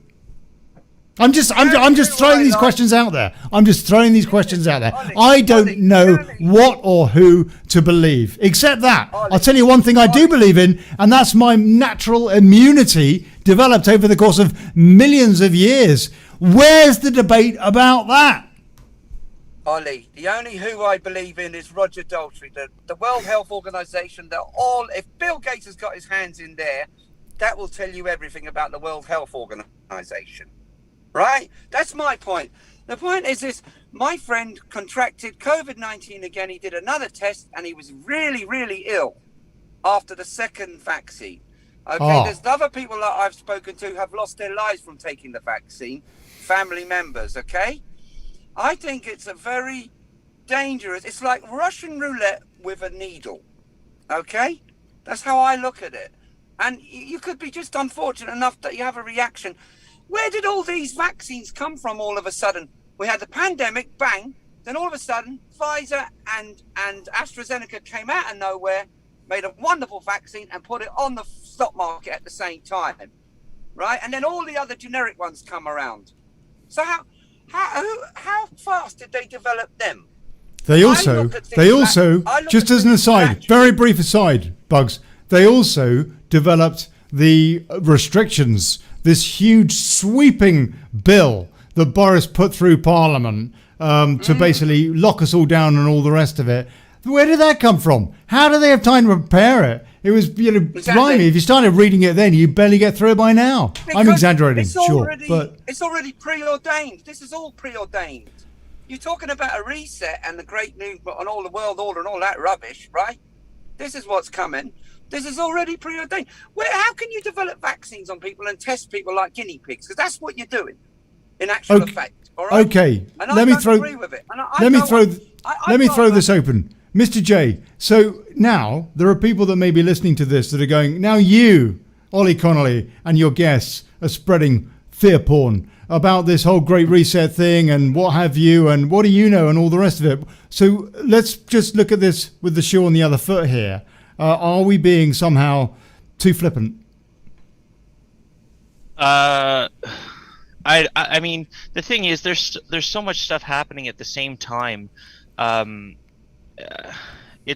It's so hard to tell fact from fiction, but there are things that are very clear that are happening that are wrong.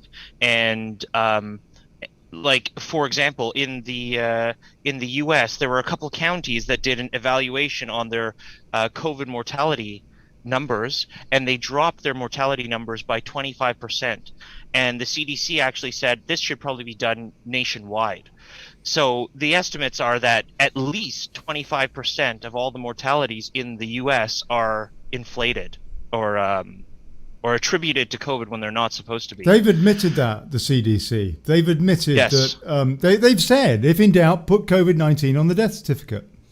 Well, actually, it's worse. It's terrible. In certain hospitals, because they log it into the computer, in certain hospitals, the way the form has been created, you cannot, in order to go to the next stage of verifying what condition the person has, you must first check COVID-19. If you do not check COVID-19, you cannot check any of the other comorbidities. It does not let you go to that next stage. So in certain situations, they're automatically being forced to make everything COVID. What's your take on this, Carl? Are we being a little facetious about this topic?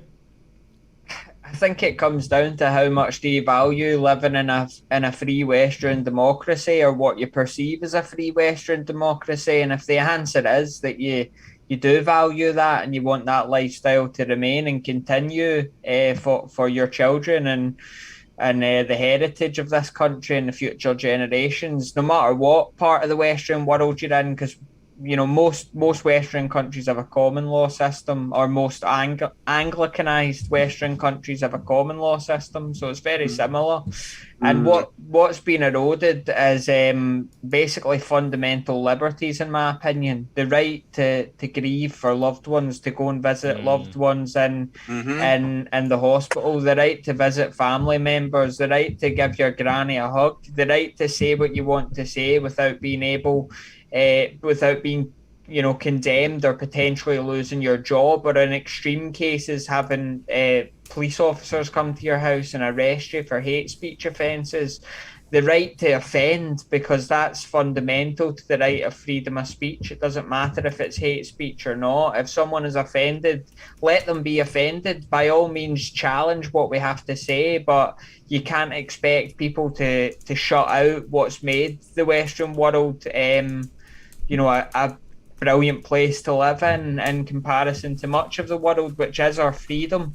And that's what's slipping away here, and that's what's really at risk, in my opinion. So I think that there's never really been a better time than to speak out against what's going on, because we've never really lived in a time like this in the 21st century.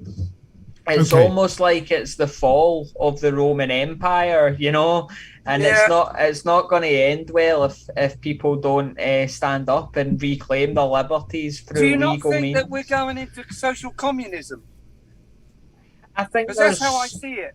I think there's forms of different political narratives that fit into it, and different political thought chains, but I think the main one is globalism, and it's this sense that a one world government needs to be pursued in the form of, you know, United Nations, World Health Organization, all of these entities and globalist organizations basically dictating to individual nation states what they can and cannot do. And unfortunately, if you've got globalist entities that are dictating to your government what to do, then what does democracy stand for anymore? Absolutely nothing, because they're not listening to the people. They don't need your support anymore. They'll get their votes by manipulation if it comes to it. And right now, they don't need to manipulate in a lot of ways, because the two-party system in the United Kingdom and the United States, by the way, where the two main parties are Democrat and Republican, of course, it's more of the same, in my opinion. For sure, I think President Donald Trump was a bit of a wild card, and he wasn't the same as your kind of mainstream politician, but we've got Joe Biden in effect now in the United States, so the game's changed already. I mean, I would have thought that was a qualification, not to be a professional politician, but to be, you know, a regular person. I do wonder if the public are, you know, again, this comes down really to the first half of this show today, Carl. I do wonder if the public are just completely broadsided by the information, largely in a state of fear. And I mean, for example, here in Spain, I walk around, and I was having this conversation with a friend of mine the other day, walking around. I said, you know, how many people, what percentage of the people around us do you reckon are wearing masks? And that person said about 40, 60. And I said, well, you mean about 40% wearing masks? And they said, no, about 60% working masks. And I do tend to try to be a little bit conservative with the kind of stats I give and what have you, so as not to be accused of being fake. I agree with that person. It was at least 50%. Now, there's no mask mandate any longer in Spain. We've had it until about 2 weeks ago. Yet, there's still a round and about. This is in front of the beach, yeah. In front of the beach. You've always got most of the time, 80% of the time here where I live in Valencia, you've got a breeze coming in from the Mediterranean Sea, good salty air. What could be healthier? All these people walking up and down the front, up the prom, wearing masks. It's unbelievable. I do wonder, gentlemen, please give me your thoughts on this. If people are just, if they've just lost, well, I don't know, they just can't see what is going on. They are blindsided by fake news, like fear porn. And that as a result, it's inevitable that we are going to go into this great reset without much of a struggle. Go on, Bugsy. Without a struggle, you've been taken over. That's that. It's done. It's already been done. But it's going against them because it's airborne. It's everywhere. You won't stop this. This is a plague. This is not a pandemic. This is a plague. This is lethal. What and plague? I promise you, what's lethal? It's a plague. It's not started yet, Ollie. It's not started yet. Look at Nostradamus' prediction on this. It's very powerful. You're talking nonsense again. No, you're not talking nonsense. But you're talking something that is completely unquantifiable. I will come back to you. I will come back to you. What's your take? Do you know why it's nonsense to you? Why? because you don't have faith. I do have faith. I just don't want to conflate my faith with what I see absolutely going on in societies around the world today. Because you don't need to be to conflate. Hey? Hang on. Go on. Hang on. What Go on. I see, what Carl sees, what Jay sees are different aspects of this pandemic which you talk about. Yeah. Fair play. In such a great way. But Yeah. I see a picture, Carl sees a picture, and so does Jay, and so do you. So we're just swapping opinions, and I'm just telling you from my heart, I feel that this is not started. I think this is going to get 100 times worse. I think you'll be banged up again soon. That's what I think. Okay? Now that's just my opinion. And 2 things about advice. 1, it's free, and 2, you don't have to listen. That's it. So I'm not talking rubbish. I'm talking about an opinion of what I see, my thoughts as a taxi driver in London, how people are being controlled. When they get in my cab, Ollie, I go, no, you don't have to wear that. Oh no, I've got so used to wearing it. And they just leave it on. And I think, yeah, but that makes more sense. We've all seen the crash test dummy videos. Listen, why would you get used to wearing something that you don't have to, that you're forced? It's subliminally brainwashing people into being like lemmings. You are being controlled. The governments govern you. There is statistical proof that seat belts save lives. There are a slew of statistical lies about the PCR tests and the death rate and all the rest of it, as we covered in all the above. Okay, what's your take on all that lot, Mr. J? Well, I would like to ask Bugsy at some point what percentage of people he has in his cabs that refuse to take their mask off. I will be honest with you. Most people put them on before they get in. Mm-hmm. So it's probably, I would say. But even after you tell them. 80%, yeah, they still keep them on, yeah. And some, really? Probably 2% take them off. Interesting. And if whole families are in there, I say you can take your mask off, and they don't. So it's a bit of mix and match, but I think that this is a control mechanism. It's a psychological thing as well for me. I feel that people are going along with it. You know, they're scared. I've had women in my cab who have not been out for 3 months, and they're rattling in the back of my taxi with their masks and gloves, going shop. I haven't been out for 3 months because of this pandemic. They've been told they're scared. You know, people are losing their businesses over this. You know, and it's not nice. And I just look at it on the lateral point of being a cab driver, being a musician. You know, I'm a musician, a commercial music artist. That's what I do. Music. I write music and play. And I wrote a song about COVID-19 recently. I just sent it to Ollie today. I'm gonna play it in a bit. You bang it on, man. It might open your eyes up a bit. What's your take? Go on. Well, Mr. I was just going to J. say very quickly. So here, I'm not sure exactly what's going on. If it's COVID fatigue. I mean, it's so hard to tell because I feel people keep their real opinions close to their chest at this point. But what I would say is that basically on the streets where I am in Canada, nobody's wearing masks. Ooh. Outdoors. Nobody. Maybe 5 to 10% are wearing masks as they move around the city outside.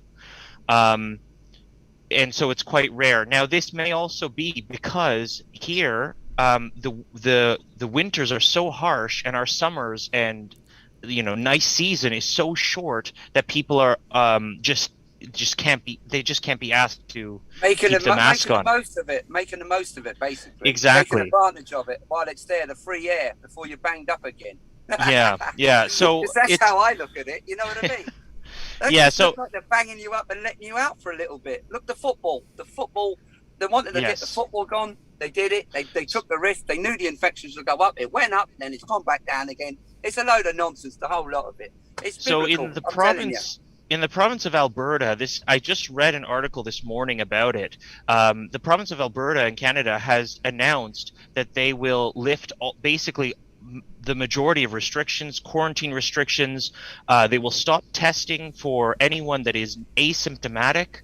which is what WHO has actually said to do, is to not test asymptomatic people.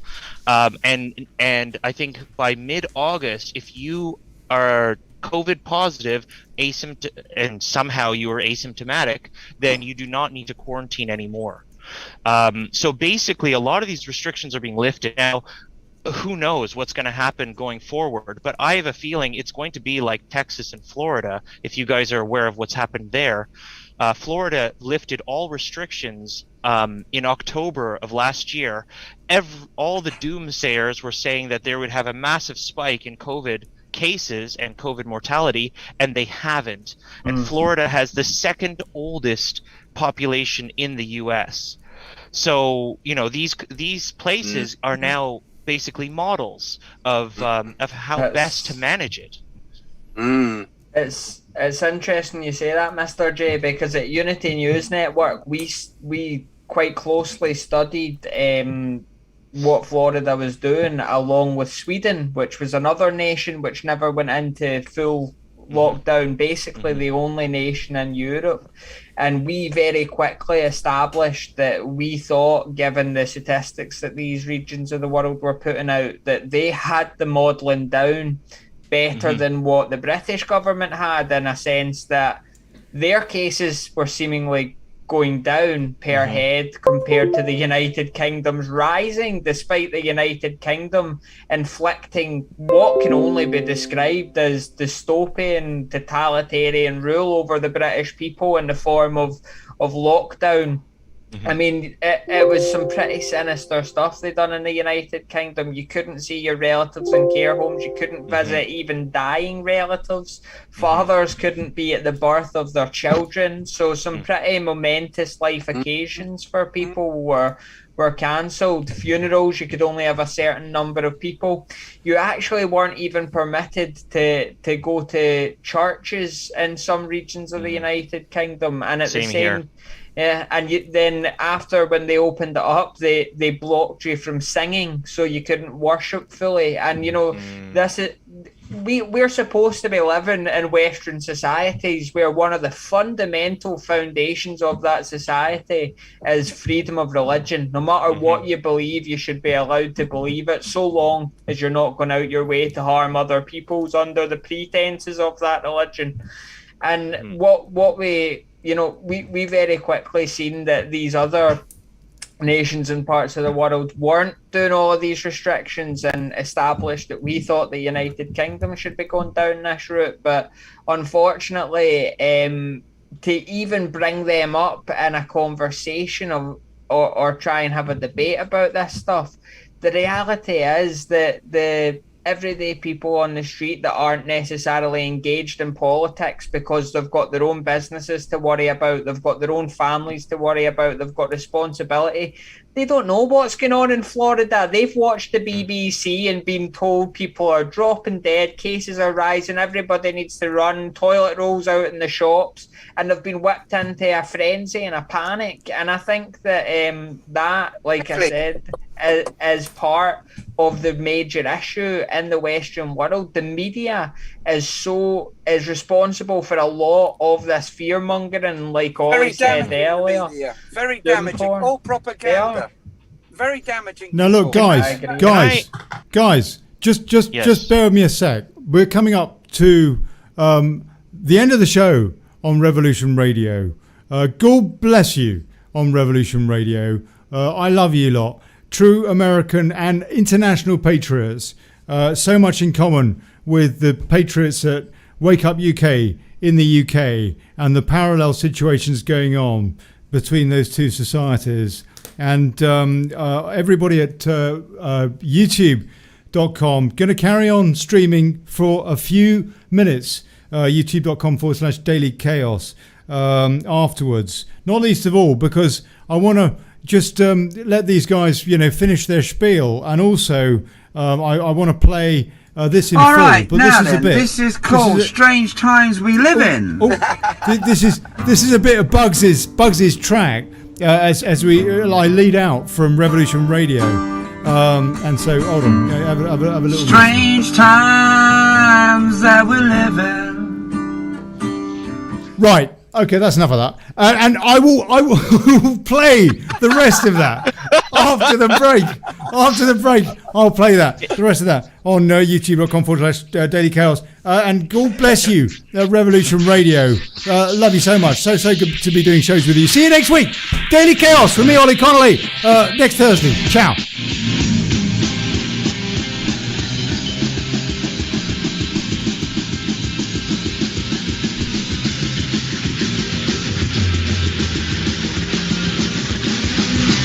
Thank you for listening to Revolution Radio. I love the strap line at Revolution Radio. They've got a wicked strap line in one of their promos, which is something along the lines of you don't have to wait for us, we're already here. What is it? Because what was it Q said? Q was on about we'll be waiting, or wait for us, or something like that. Anyway. What was it Q said, guys? I couldn't tell you, sorry. I have no idea. He said something or other. He said something or other. I don't know. Well, Q was... There was a lot of nonsense, wasn't it, really?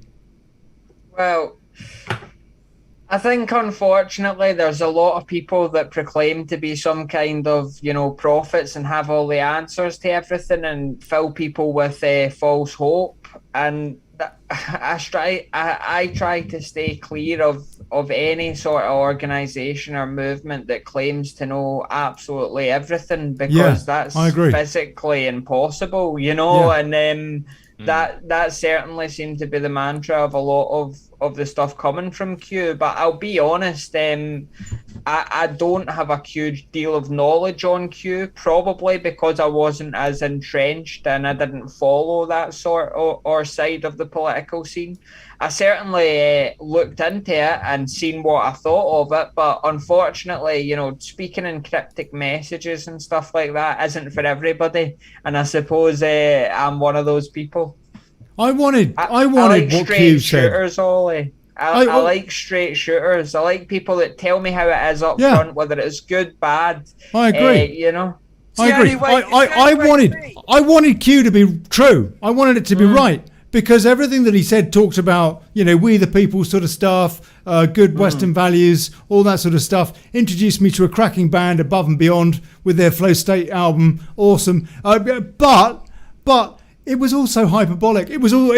You could never know until it was actually happening. The Q was genuine, and that's not good enough if you just want facts. Bugsy, exactly. Bless you. And the other thing is the number of people that got on the bandwagon. And Carl, I'd like your comment on this again, please, because it seems to me that folks do stuff that you do, that do stuff that I do.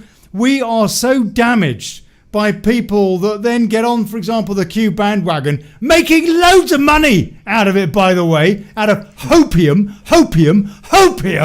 without any absolute, Charlie Ward, I'm looking at you. And then the rest of our community are called conspiracy theories, and we're all sort of tarred with the same brush.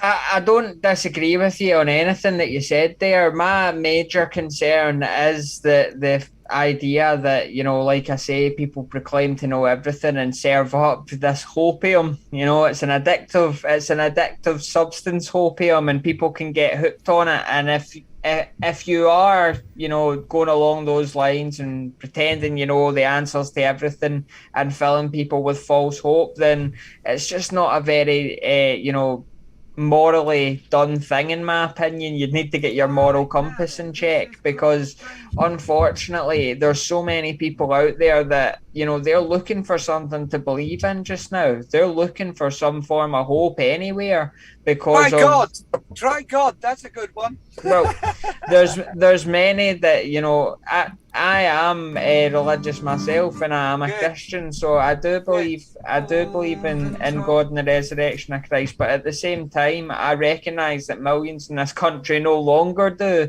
and they are seeking alternative forms of faith and hope. And the difficulty is they're finding it sometimes in some pretty sinister places, and places that necessarily are aren't giving them the full truth and anything but the truth. They're just filling them with false hope, lies, and in some cases maybe leading them to do silly things. Like, I've heard of people thinking it was the end of the world, so they sold all their possessions and their house and stuff like this, Ollie. So, you know, this can push people to do some pretty serious things if they think we're living in like end times and stuff like that. And it's happened before, and I dare say it'll happen again, where these false kind of prophets do come out of the waterworks and make lots of money out of it, because where there's a will, there always seems to be a scammer pushing his way. Okay, I'm gonna sort of end the show in a few minutes' time, but before we do, we'll just wrap up with these guys. God bless them. I tell you, cracking fun today. This is old Bugsy, yeah. This is Bugsy on the guitar, having a strum. In my cab. In his cab. He's in the back of his cab.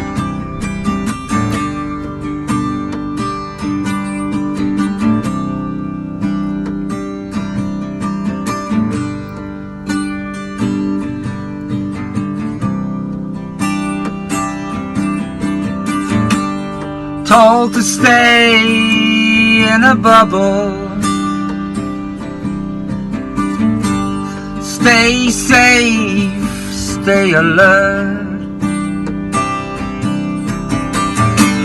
Just like cliff tops and lemons, no one really knows. COVID-19's a joke. COVID-19's a joke. The Ganges, a sacred river, floating bodies too many. Believers and their... Oh, blimey. I paused him. Hold on, just briefly. Wake Up UK, God bless you. We're coming off there in about, 20 seconds, 10 seconds, something like that. Big cheers. God bless you lot over at Wake Up UK. I'm going to wrap up here on youtube.com/Daily Chaos in just a couple of minutes, and here's a bit more of the old Bugsy. Superb. Thank you, Jason Tyler at Wake Up. God bless you, mate. All right, now then, this is called Strange Times. Where is he? There he goes.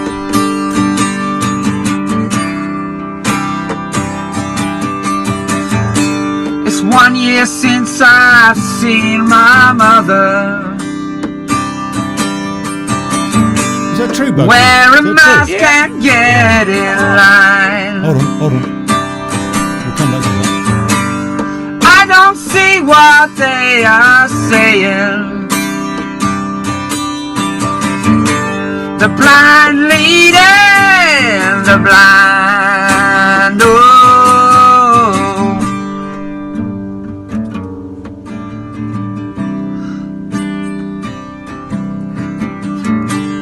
Move across to Africa. Let the light shine through. All the apostles are aligning. God is coming to you. Jesus wants his children.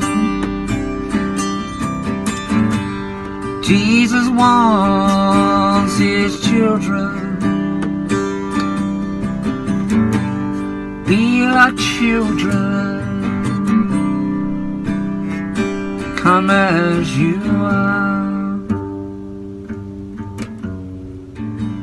Right, that'll do. God bless you. Thank you very much indeed, Bugsy. That was cracking rendition from the back of his cab, and awesome. Pleasure. You're in your cab at the moment, aren't you?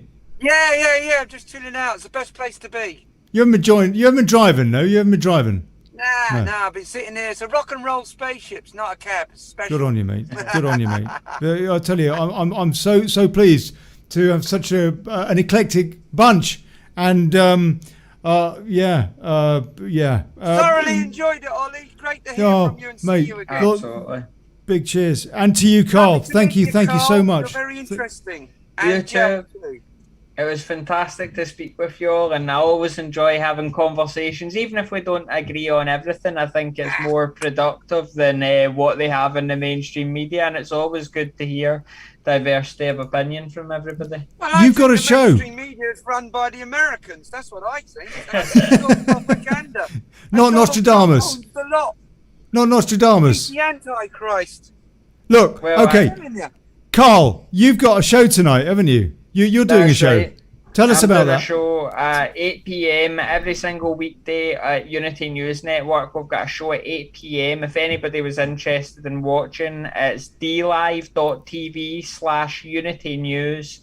And you can find us there every weekday at 8 p.m. As I say, we sometimes do shows during the week as well at 12 p.m. And then on top of that, if there's any like big events like elections or, you know, God forbid, some form of catastrophe like a terrorist event, then we would probably go live to do some coverage on stuff like that, just because it's what the people need to hear about. And unfortunately, there's not many alternative media organisations out there in the United Kingdom. That's why I was humbled to be invited on the Daily Chaos, because the reality is we need more and more citizen journalists. We need more and more alternative media that's willing to get a broad range of guests on and actually have Who are a not discussion and biased and debate. not programmed. Exactly. Yeah. Well, the thing is, I've got my own biases, but you know, I think everybody who's been watching today has known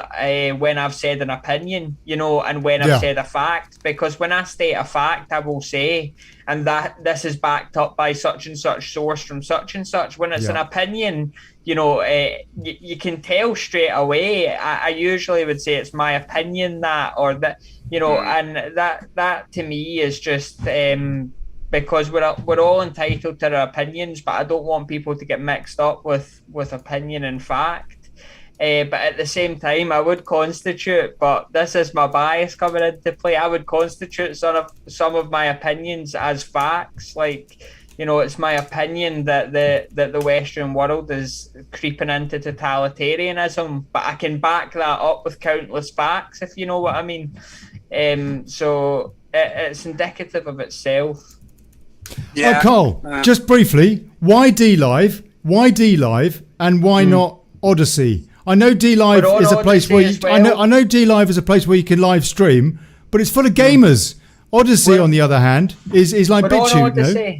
We're on Odyssey, we're on BitChute, we're on Brand YouTube, we're on Gab, we're on basically what's the other one? The one Rumble.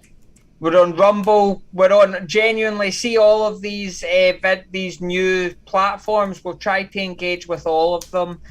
So if anybody wants to find us, Unity News Network, or if that tag was taken, it's Unity News on some of these organizations' websites. Awesome, but you'll be able to find us if you can find all our social media websites on our own website, unitynewsnetwork.co.uk as well. And we try to utilise as many platforms as possible. I so agree, because mate. we've been kicked off so many. yeah.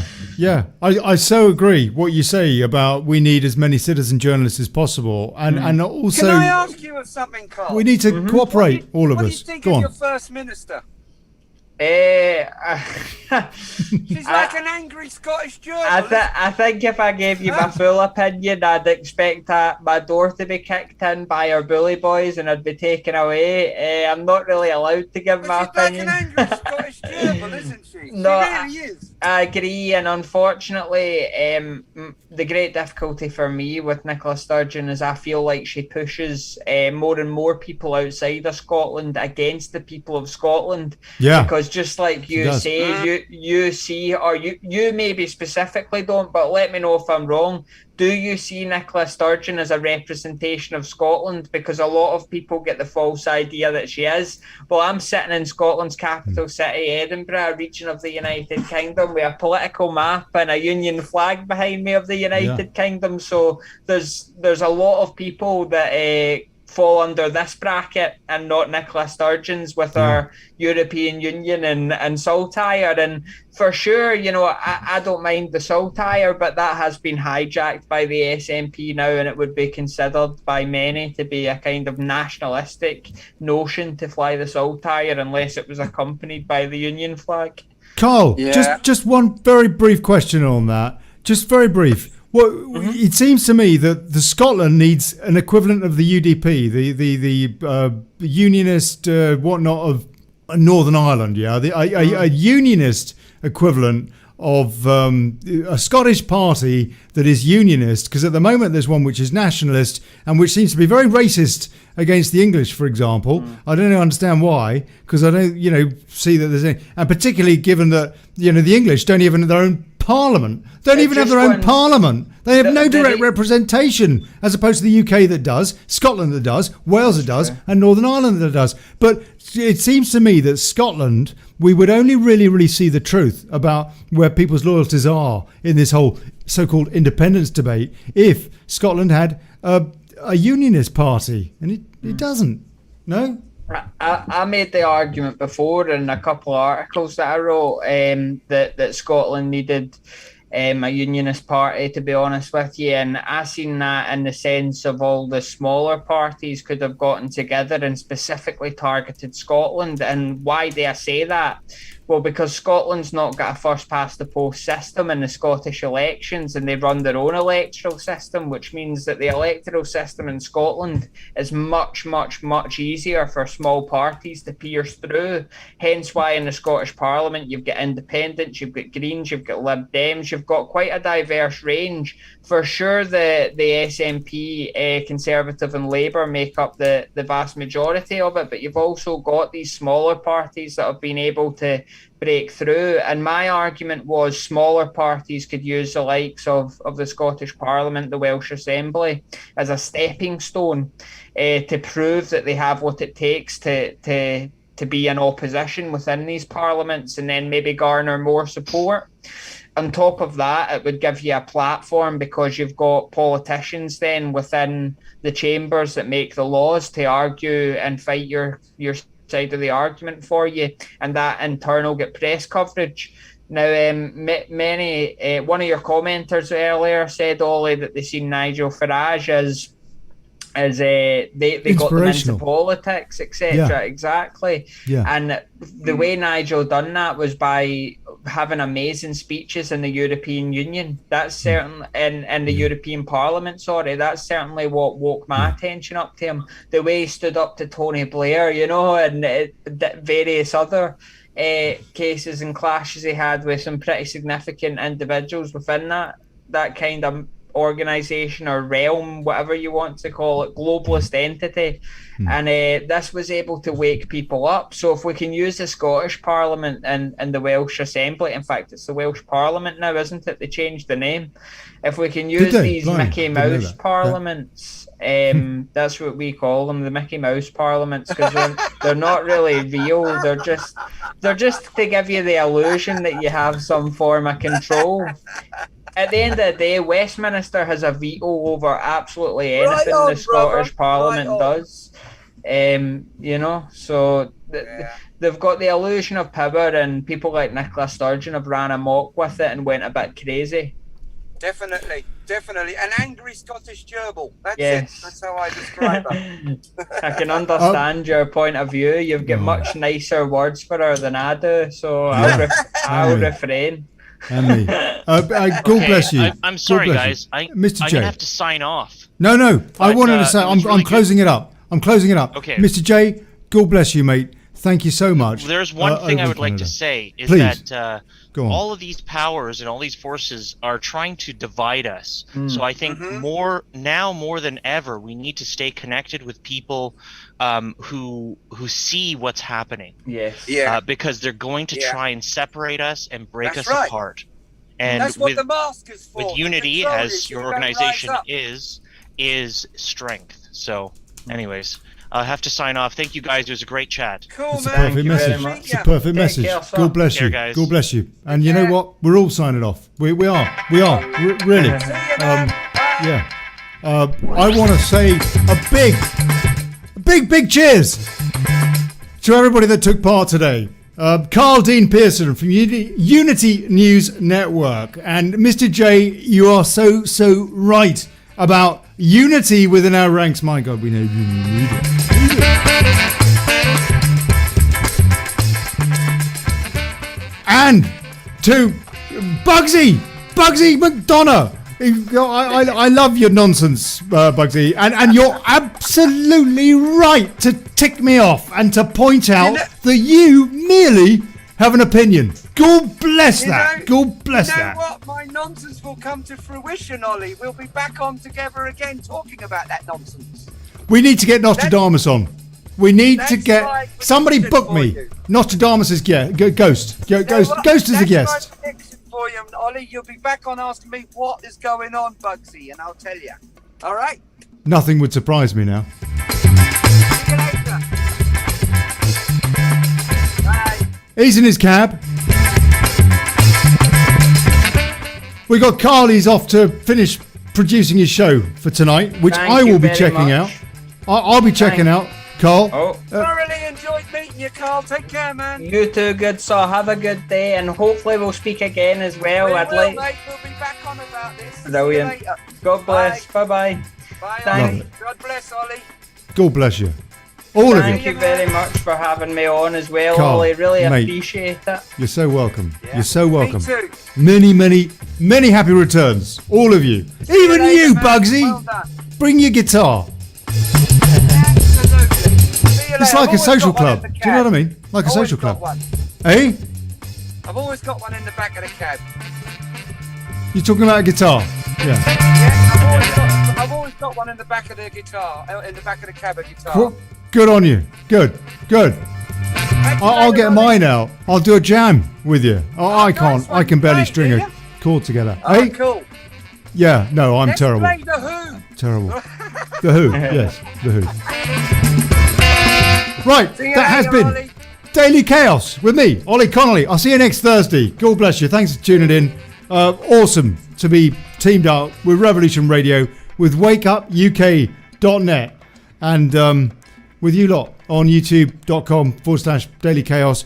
I will be doing more stuff on dailychaos.news, but I'll tell you about that next week. In fact, I'm doing stuff right now when I finish the show today. Ciao. Apart from watching Unity News Network tonight, 8 o'clock on DLive or wherever, I'll put a link on here now on YouTube. Subscribe, subscribe, and you'll get, well, you probably won't get the notification because I've probably been shadow banned, but I will put the link to Carl's show on a message thing on YouTube right now. God bless you. Ciao.